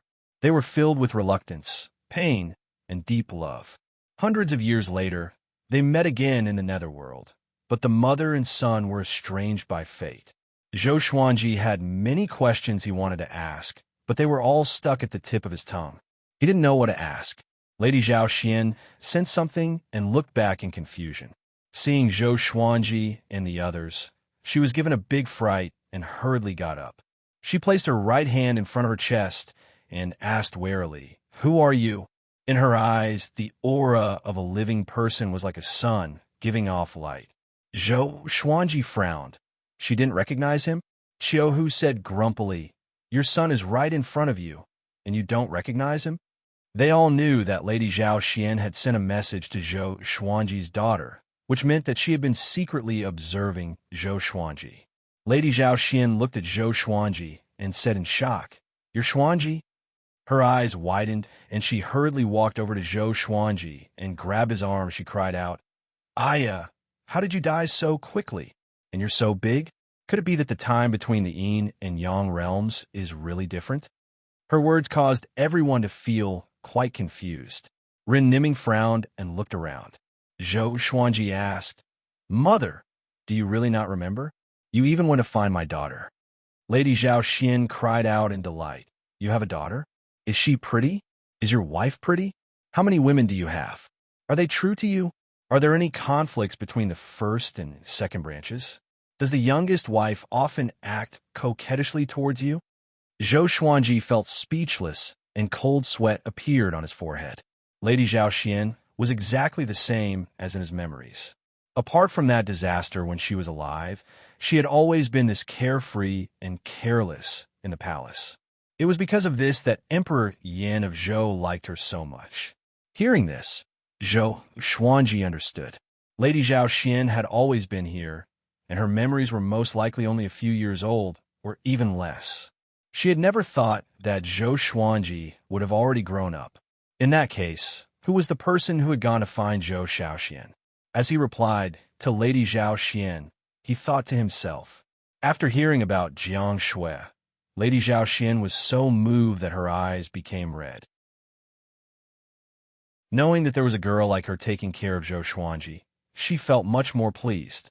When she heard about Xian Xianghua, she had been very worried, but after hearing that Xian Xianghua was willing to risk everything for him, she had smiled.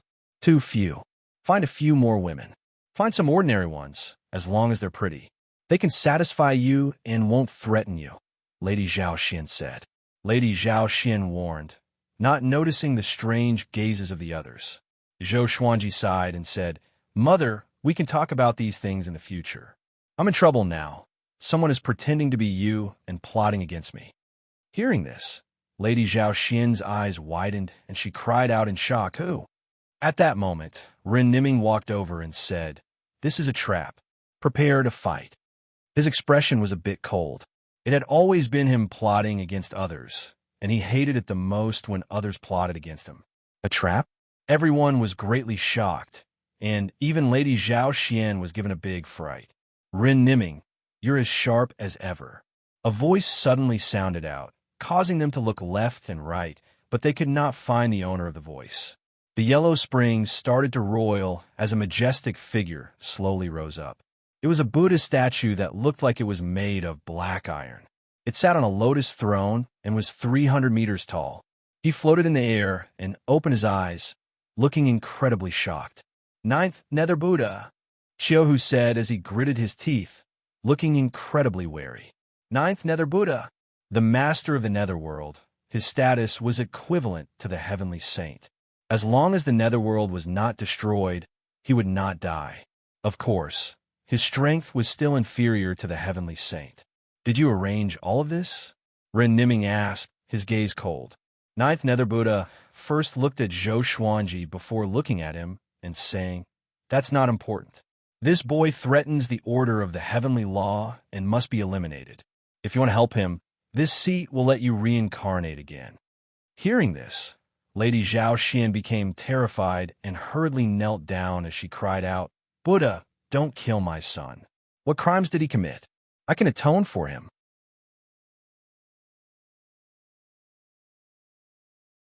Chapter 597. Ninth Nether Buddha looked at Lady Zhao Xian and said, His sins are not something you can repay. You are already dead, and your fate with him has come to an end. When he falls, you can also reincarnate and no longer be implicated by him. A bell suddenly rang, resounding throughout the netherworld. The rolling black clouds in the sky parted, and rays of golden light shone down. Rin Niming took a step forward and asked, Ninth Nether Buddha, since you've already defeated us, can you tell us what's going on? Ninth Nether Buddha looked at him and said, That Zhao Xian you speak of is a chess piece that I sent to let Zhou Xuanji know that Zhao Xian is still alive and lure you out. With how you do things, you will definitely use this opportunity to win over Zhou Xuanji and bring him to the netherworld. Rin Niming narrowed his eyes and his face darkened. The others looked at the rays of golden light above them. They all sensed danger. Lady Zhaoxian knew that it was because of her that Zhou Xuanji had come down, and she felt incredibly guilty. She sat on the ground, looking as if she had lost her soul. Zhou Xuanji did not bother to comfort her. He looked up at Ninth Nether Buddha and asked, "Were you ordered by destiny?" He was very curious as to why the Ninth Nether Buddha was targeting him. "Fate is just a rule. Your existence has allowed me to see what might happen in the future." Ninth Nether Buddha replied calmly. He raised his left palm and prepared to attack. The surroundings of the netherworld suddenly changed. It was replaced by a dark void. The Ninth Nether Buddha knew that there would be a huge battle, so he used a barrier to isolate himself from the Yin realm. This way, he could prevent the Yin realm from being destroyed.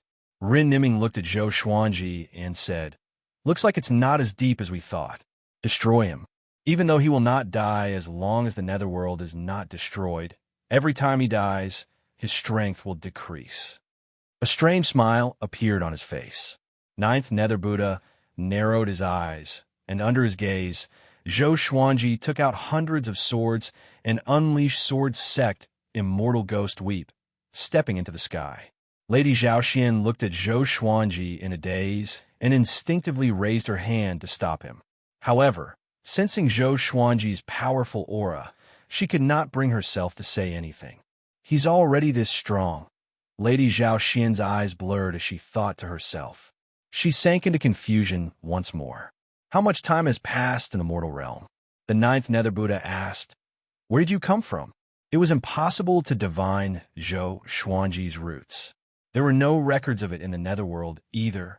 It was as if he had appeared out of thin air. In just a few hundred years, he had become so powerful that he could terrify all the worlds in the universe. Zhou Xuanji smiled and immediately activated the primordial chaos sword shadow. 10 billion sword shadows appeared out of thin air, densely packed and occupying the entire void. The sword tips were all pointed at the Ninth Nether Buddha. This, Lady Zhaoxian's eyes widened in surprise. This was the first time she had seen such a divine ability. She suddenly understood why the Ninth Nether Buddha wanted to take action personally. Xiao, xiao, xiao. Swoosh, 10 billion sword shadows charged toward the Ninth Nether Buddha in unison, shaking the void. It was like countless shooting stars had transformed into a vast ocean that swept out. Amitabha, Ninth Nether Buddhist ancestor chanted, and golden Buddhist runes appeared around him. They spun rapidly, forming a huge golden barrier that blocked the attacks of the primordial chaos sword shadows. The sound of an explosion suddenly rang out, and a bright light shone in the void. Ninth Nether Buddha slightly frowned. He found that he had underestimated Zhou Xuanji. What powerful magic power! That sword! His gaze locked onto the thunderclap sword. It was definitely a Sky Sage level Dharma treasure. Could it be that a heavenly saint was supporting Zhou Xuanji? At this moment, Zhou Xuanji charged over on a river of swords. Ninth Nether Buddha's forehead suddenly split open and a blood-red eye appeared. Countless ghosts flew out, roaring as they rushed towards Zhou Xuanji. Resentment soared to the sky. 10,000 ghosts howl. Zhou Xuanji's expression did not change. Heavenly lightning protected his body, destroying the ghosts one after another. He was unstoppable. He quickly arrived in front of Ninth Nether Buddhist ancestor. His eyes were cold as he attacked with Sword Dao rules. Bang! The Ninth Nether Buddha was directly shattered by the Sword Dao rules, and the surrounding golden Buddhist runes dissipated. Even ordinary heavenly saints might not be able to take the 9 extreme divine sword and Sword Dao rules head-on, let alone the Ninth Nether Buddha, who was only a false sage. This scene moved Lady Zhaoxian, Xian Daoya, and Si Mengyan. So powerful. In front of Zhou Xuanji, Ninth Nether Buddha couldn't even block a single sword strike. Magic energy surged into Zhou Xuanji's body, and the smile on his face became savage. So what if he was the lord of the underworld? He still couldn't block his sword. Rin Niming smiled and muttered, "Not bad. Looks like there's a lot of hope." What he cared about was Zhou Xuanji's rate of growth. In another 100 years, what kind of strength would Zhou Xuanji have? At that moment, a nether wind swept over from the void, quickly condensing a body. Ninth Nether Buddha once again appeared. This time, his expression was incredibly unsightly. He furiously looked at Zhou Xuanji and said in a low voice, "Just who is standing behind you?" His physical body had actually been destroyed by an existence of reaching heaven state level 5. A crack had appeared on his rock-solid mental state. "I'll give you a chance to kneel and admit your wrongs, or else I'll kill you again and again. Let's see who can last longer," Zhou Xuanji said calmly as he looked at him. Since Ninth Nether Buddha wanted to destroy him, he would not give him any face. Ninth Nether Buddha was so angry that he laughed and said coldly, "Do you really think you're invincible?" As he spoke, the space behind him twisted into a vortex, and a pair of terrifying red eyes appeared. In front of it, Ninth Nether Buddha was as small as an ant. Xiao Hu and the others all looked up, looking at the red eyes that were rapidly growing larger. "What is that?" Sima Yin muttered to himself, a look of terror in his eyes. Seeing this pair of eyes, their hair stood on end. Even Zhou Xuanji felt this way. That's the eyes of reincarnation. Be careful. If you're devoured by it, you'll forever be lost outside of reincarnation. You won't be able to die or be destroyed, but you won't be able to see any hope. Ren Niming's voice sounded out, causing Zhou Xuanji to feel even more wary. Ninth Nether Buddha stared at Zhou Xuanji and said coldly, "I'll give you another chance. If you surrender and I cripple your magic energy, I can give you a chance to live. After your sins are eliminated, you'll have hope of reincarnation." Hearing this, Zhou Xuanji laughed. Before, he had said that he was going to kill him, and now he was going to give him a chance to live. Zhou Xuanji activated the Battle Path Flame Soul, and his aura exploded out as he once again slashed out. Sword Dao rules. Sword light flashed out, and Ninth Nether Buddha's expression fell as he was once again destroyed. The sword chi slammed into the eyes of reincarnation, but it was absorbed by them and disappeared. "Let's retreat for now," Ren Niming called out. The eyes of reincarnation were simply too dangerous, and they had to stay far away from them. Zhou Xuanji did not act rashly and quickly returned to Lady Zhaoxuan's side and left with her. The group tore open space and disappeared without a trace. Just as they left, Ninth Nether Buddha reformed his body.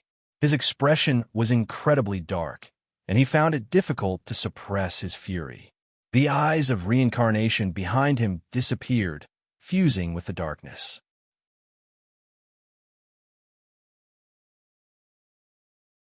Chapter 598.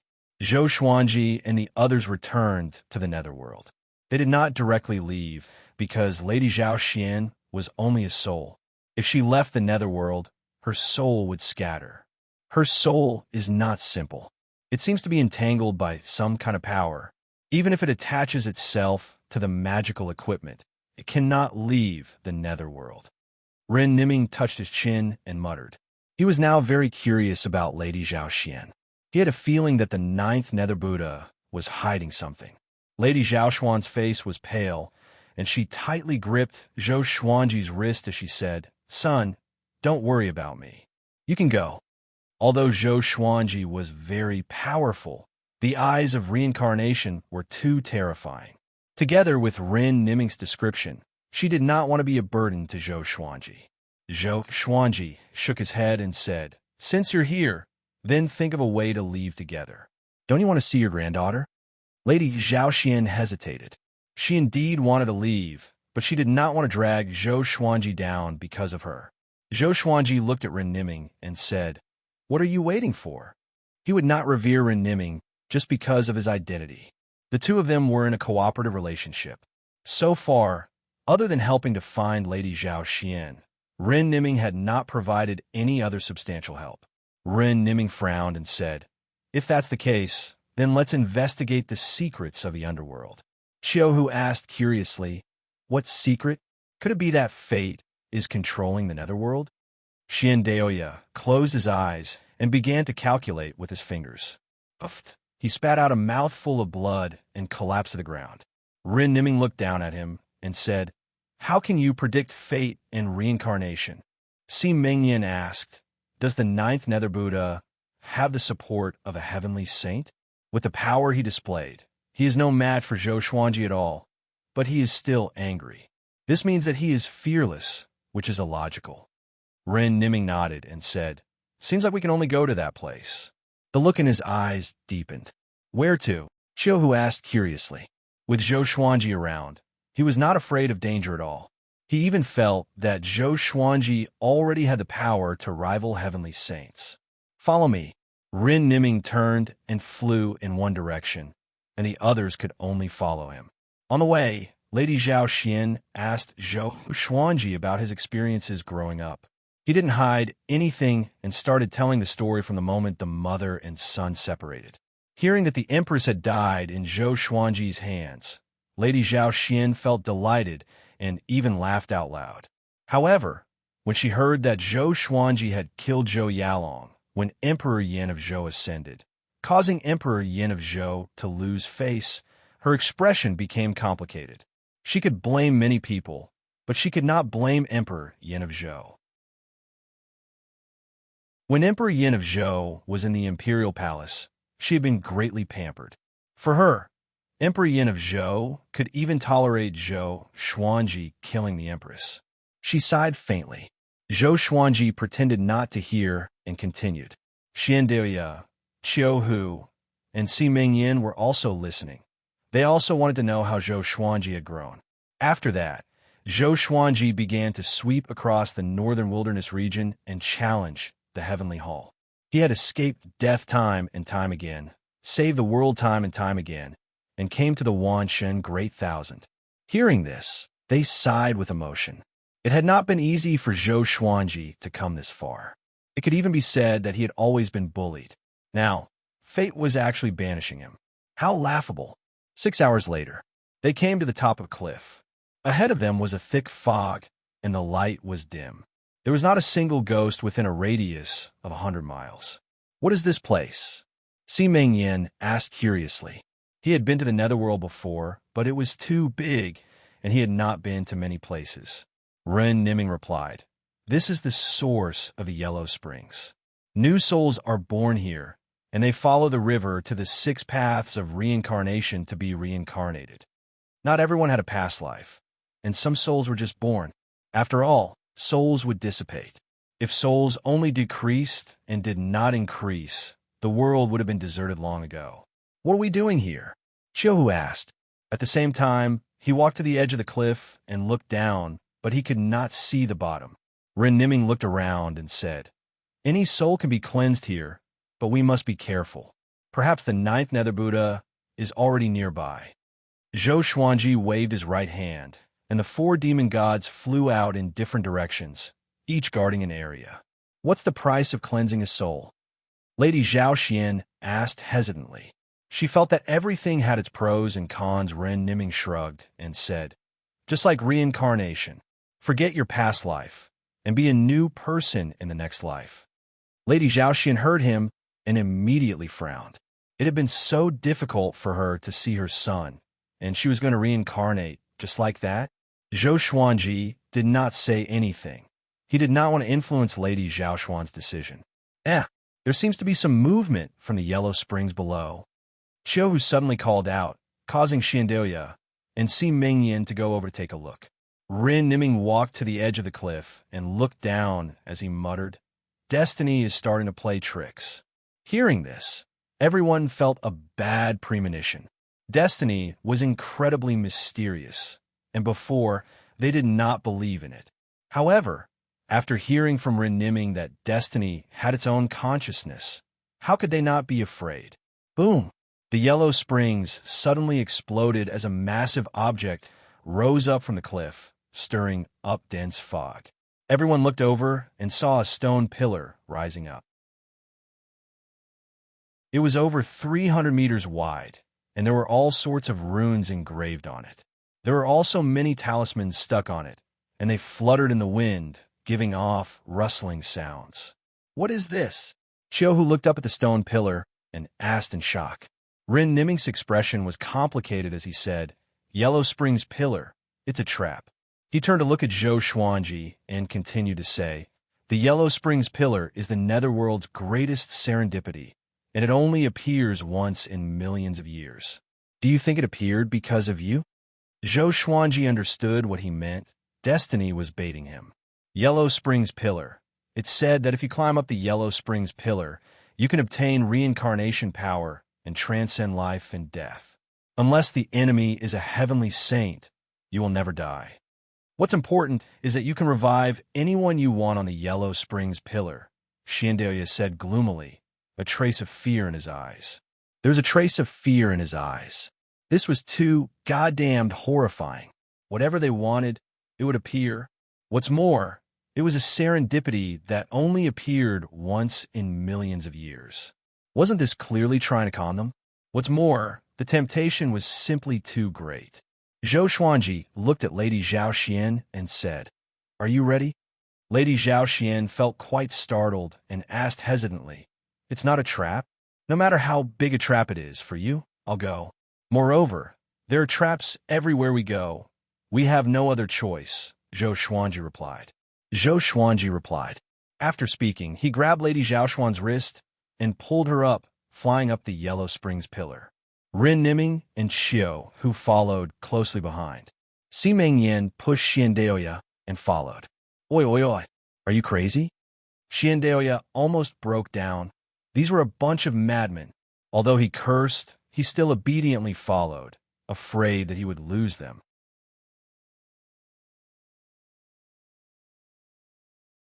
Chapter 599. The Yellow Springs Pillar was very tall, and Zhou Xuanji and the others flew up incredibly quickly. But they soon realized that the Yellow Springs Pillar seemed to have no end. Don't waver. If you stop, you might be consigned to eternal damnation. Rin Niming's voice sounded in everyone's ears, scaring Xiandeoya. The others were very determined. Now that things had come to this, they had no way out. Zhou Xuanji wanted to revive Lady Zhao Xian. Chiu swore to follow Zhou Xuanji with his life. Si Mengyan wanted to avenge old ancestor Hongshi. Rin Niming wanted to become Fate again.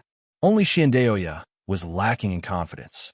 I just left the great Emperor Dao court and fell into another trap. Xiandeoya's liver hurt, and his heart was full of regret. After flying for an unknown period of time, Zhou Xuanji suddenly broke through a formless barrier. Following this, their surroundings changed, and they came to a starry sky. There was a stone stage in front of them, and there was a rainbow light around it. Lady Zhao Xian was extremely nervous.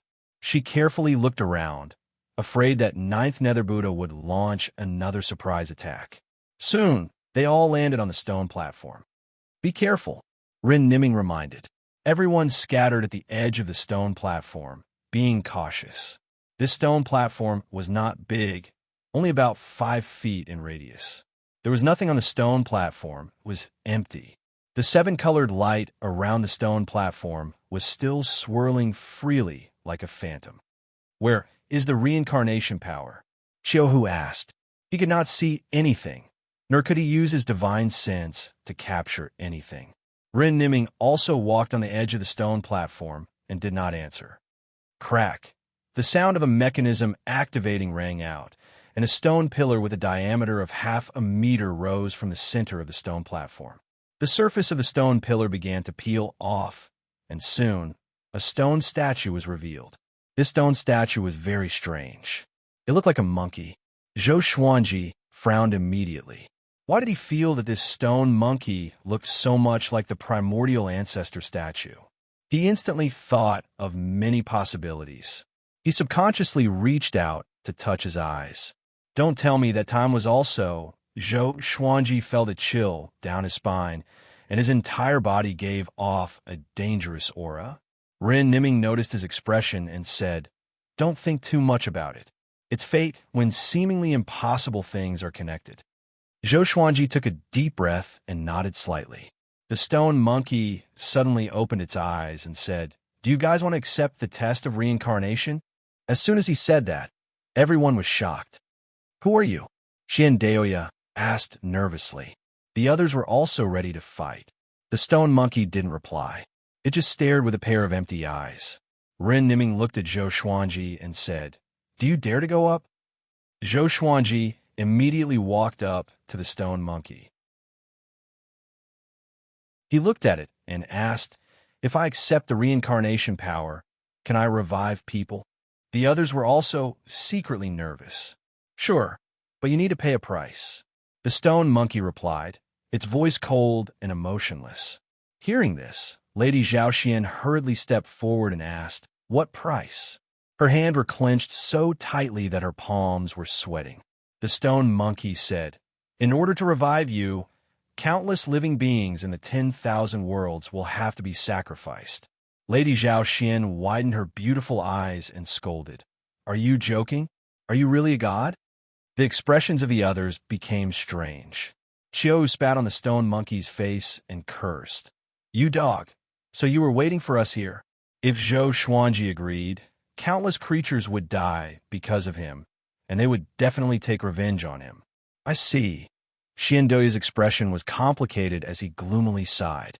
Lady Zhaoxian hurriedly grabbed Zhou Xuanji's hand and said with a trembling voice, "Xuanji, you can't agree." On the way, she had already understood Zhou Xuanji's situation. This was definitely Destiny's scheme. Ren Niming sighed. "You're even more ruthless than me." He suddenly felt quite fearful towards Destiny. Now, Destiny did not fear the heavenly law and did whatever it wanted. Ximeng Yan looked at Zhou Xuanji and reminded him, "If you agree, the heavenly saints will have a legitimate reason to get rid of you. No matter how powerful you are, you won't be able to defeat all of the heavenly saints working together." Zhou Xuanji frowned and remained silent. Qiuhu asked Ren Niming, "Is there no other way?" Ren Niming sighed and said, "That is to enter the Yellow Spring source. I now understand that her soul was bound by Destiny's power. Even if we give up on this opportunity, we will encounter the same situation in the future." This was how terrifying Destiny was. It could change everything without anyone knowing. When Destiny toyed with you, it would often be something that you did not expect. Could it be Destiny? Xiandaoya asked suspiciously. If the stone monkey was Destiny, would it be an opportunity to act now? The stone monkey replied, "I am the will of reincarnation. Destiny is ethereal. You have cultivated to this day. Do you still not understand?" Qiuhu and Xiandaoya rolled their eyes at it. "Idiot! It would be devoured by Destiny sooner or later."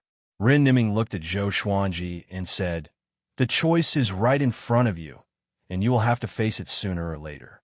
I must tell you that even if you don't choose now, the world will deal with you in the future. They will act against you for various reasons that they hate you. In front of Destiny, there is no justice or reason." Zhou Xuanji understood this, but he did not know how many living beings would die. He was fighting for his life, but what about those innocent living beings? What he was most afraid of was that if he really did this, Destiny would force him to choose between Lady Zhaoxian, Jiang Shui, and Zhou Xiaoxian. When that time came, who would he give up on? If he gave up on Lady Zhaoxian, what would his decision be? If he gave up on Jiang Shui, why would he fight?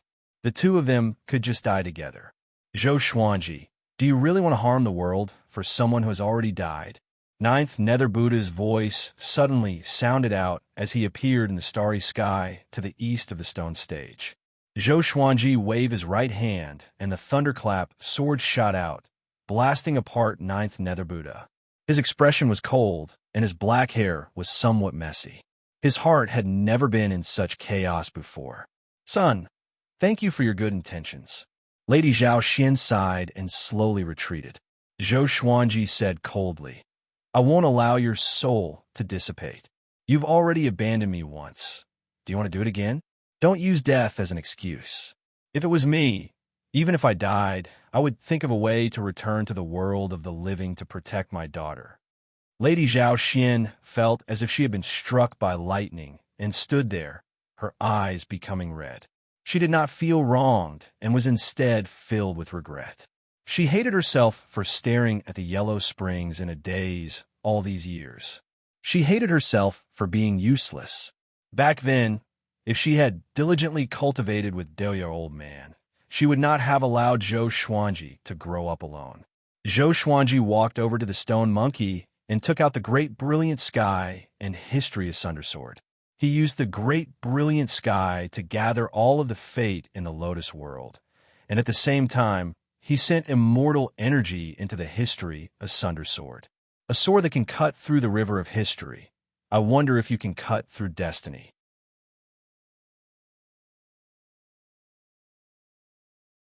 Chapter 600. Bang! The sword chi flashed past the stone monkey and rushed into the depths of the starry sky. Zhou Xuanji maintained his posture of swinging his sword and looked at the stone monkey quietly. Lady Zhao Xian, Qiu Hu, Xian Deya, Si Mingyan, and Rin Niming all looked at the stone monkey. Although they did not understand why Zhou Xuanji had attacked, they believed that Zhou Xuanji was not doing it out of impulse. The stone monkey didn't shatter. Instead, it trembled intensely. Ah! The stone monkey suddenly let out a strange scream. A black shadow flew out from the stone monkey's body and rapidly exploded. Zhou Xuanji put down his two swords and asked, "What's the price for reviving her?" The stone monkey replied in a daze, consuming 10,000 years of lifespan. Everyone's eyes widened in disbelief. Zhou Xuanji smiled. As expected of the sword that cut through the river of history, he severed the stone monkey's past, removing the influence that fate had on the stone monkey. The stone monkey naturally returned to normal. Sure, Zhou Xuanji stored his swords and waited for the stone monkey to take effect. The stone monkey opened its mouth and a beam of light shot out, shining on Lady Zhaoxuan's body. Immediately after, Lady Zhaoxuan's vitality was restored at a speed visible to the naked eye. Her appearance did not seem to have changed, but she was no longer a soul, but a physical body. Lady Zhaoxian looked at her in surprise. She wanted to say something, but she didn't know what to say. She looked back at Zhou Xuanji apologetically. Apart from giving birth to Zhou Xuanji, she did not fulfill any of the responsibilities that a mother should have. Zhou Xuanji smiled at her and said, "Come, let's meet your granddaughter." Lady Zhaoxian was taken aback for a moment before she hurried over. Zhou Xuanji waved his right hand and sent her into the world of the 24-rank deep black lotus. He then brought her to Doya Old Man, who would arrange for them to meet. Where did this sword come from? Xian Deya looked at Zhou Xuanji fearfully and asked with a trembling voice. Even fate could be severed? Qiu Hu and Si Mingyan also looked at Zhou Xuanji in confusion. Only Rin Niming had a smile on his face. Zhou Xuanji said calmly, "From me." He looked at the stone monkey and asked, "How do I inherit the reincarnation force?" After getting rid of the influence of fate, it was time for him to look for opportunities for himself. He wanted to become stronger, strong enough to defeat fate. The stone monkey opened its mouth and spat out a piece of white jade. It flew to Zhou Xuanji and said, "Swallow it, and you will have the power of reincarnation." Qiu Hu felt disgusted. Rin Niming stepped forward, crushed the white jade, and said with a smile, "All right, it's about time to go back." The goal of this trip was to revive Lady Zhaoxian. Since he had already done it, he could not allow Zhou Xuanji to fall into his trap again.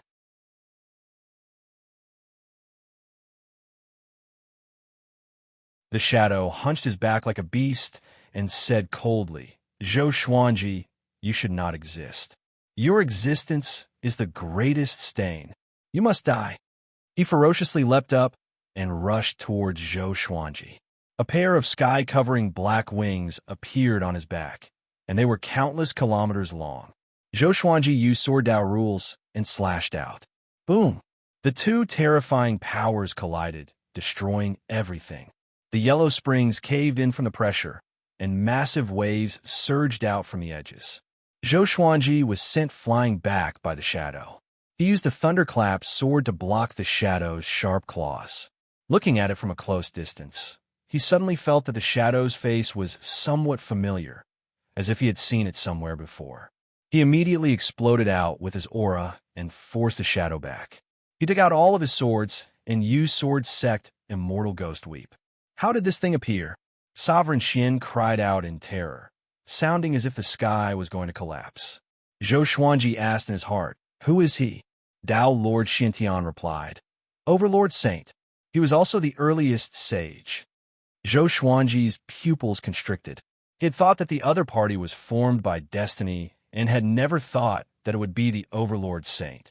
Wait, the Overlord Saint was also expelled by destiny. Could it be the shadow Overlord Saint charged over with a roar? He flapped his wings, and countless black raindrops swept toward Zhou Xuanji. Zhou Xuanji immediately dodged. He could sense that the black raindrops were extremely dangerous and could not be blocked head-on. He quickly flew toward the horizon and communicated with the souls in his heart. The shadow he encountered when he came down from the Yellow Springs was the Overlord Saint? Then why did this guy not kill him before? At this moment, Zhou Xuanji's eyes burned with passion, an unimaginable itch made him blink continuously. He could sense a majestic power about to burst out from his eyes. Mobile version of the fastest updated website.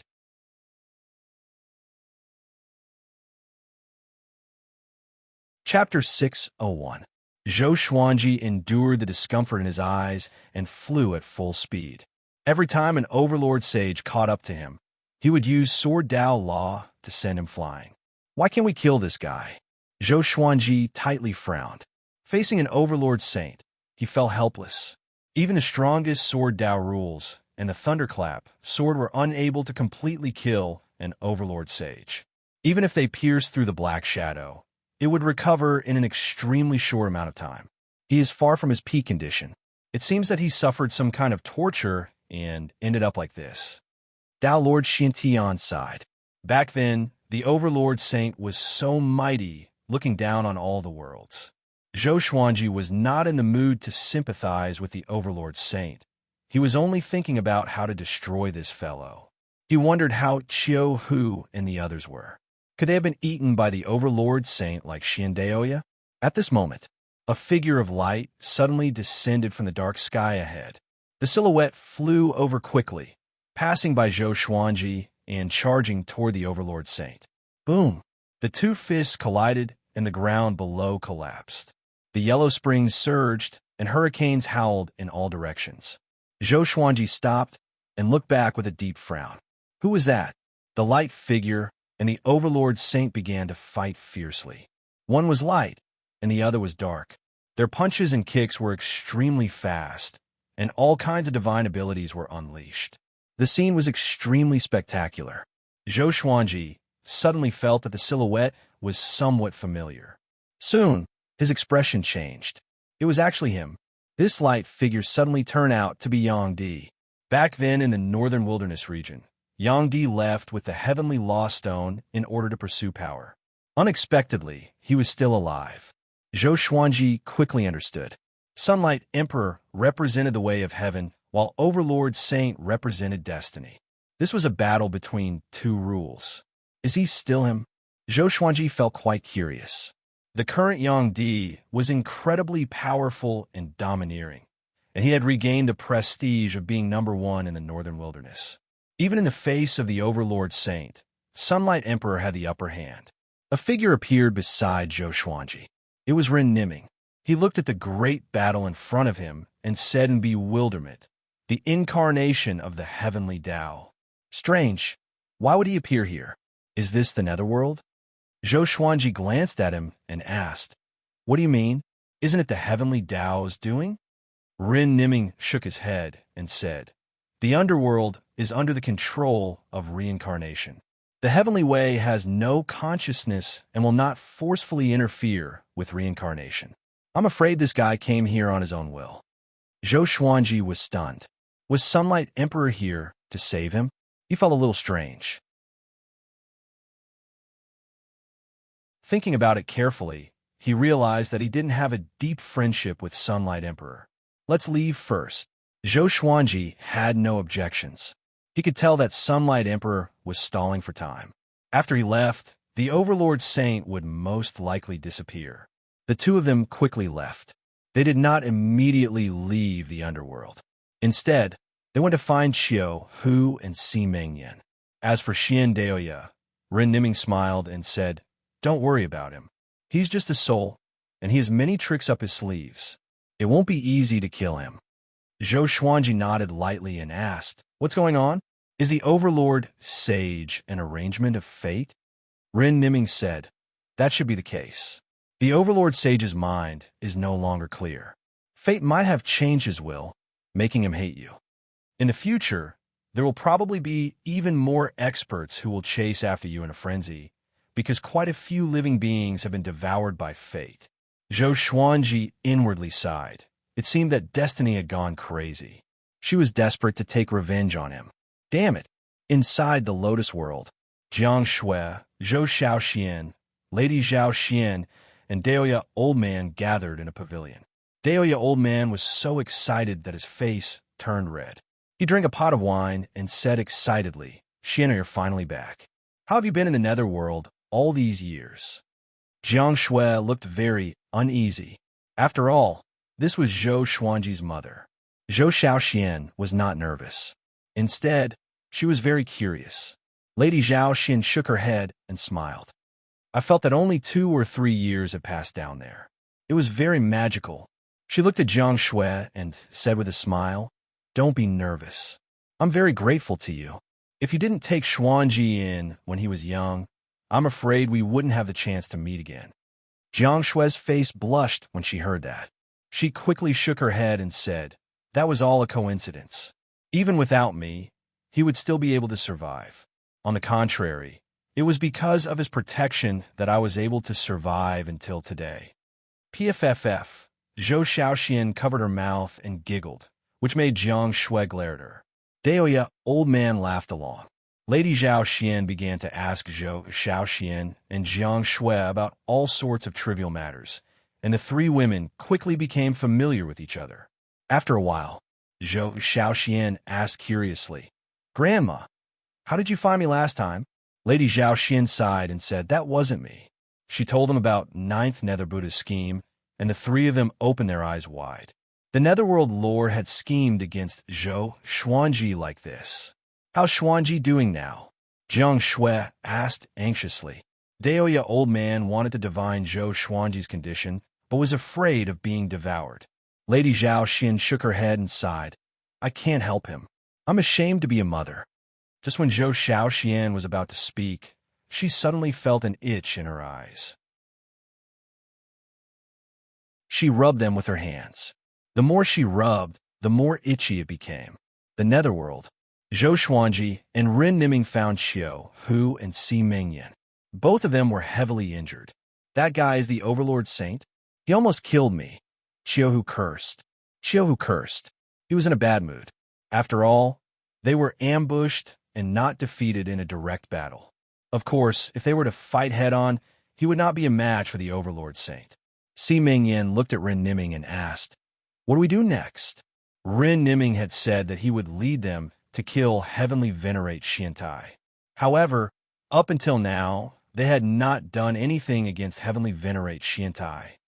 "I'll return to the Yang Realm and hunt down Heavenly Lord Xiantai." Rin Niming's eyes flickered, and he said in a sonorous voice. Qiu Hu was stunned. Hunting Heavenly Saints? Was he crazy? Zhou Xuanji narrowed his eyes and said, "You think I can kill saints now?" Rin Niming smiled and said, "Don't worry, I have another way." Having said that, the crowd did not pursue the matter any further and prepared to leave with him. Boom! A beam of light descended from the sky and landed between them. Its powerful aura forced Qiu Hu and Si Mingyan to retreat. It was Sunlight Emperor. His face and posture were the same as before, but his body shone with golden light, like the sun. He looked at Zhou Xuanji and asked, "Zhou Xuanji, who is targeting you? Why did you save me?" Zhou Xuanji asked instead. He would feel uncomfortable if he didn't clarify this point. "Back then, in the Northern Wilderness region, you saved the Northern Wilderness region many times. I was useless, and I let the people of the world down. I also owe you my life. Now that I'm helping you, it's to return the favor," Sunlight Emperor replied. His expression was cold, and he was even more silent than before. He gave off the aura of the heavenly law being merciless. Rin Niming looked at him and said profoundly, "You won't have a good ending in your current state. You will be devoured sooner or later, and you will become a puppet of the heavenly law. It will be the same as dying." Sunlight Emperor was not frightened and remained calm as he said, "That's why I'm helping him. If I'm any later, it will be difficult to return the favor." You're tuning in to the Warrior Lore YouTube channel. Don't forget to subscribe and join us on this journey to catch the most captivating stories.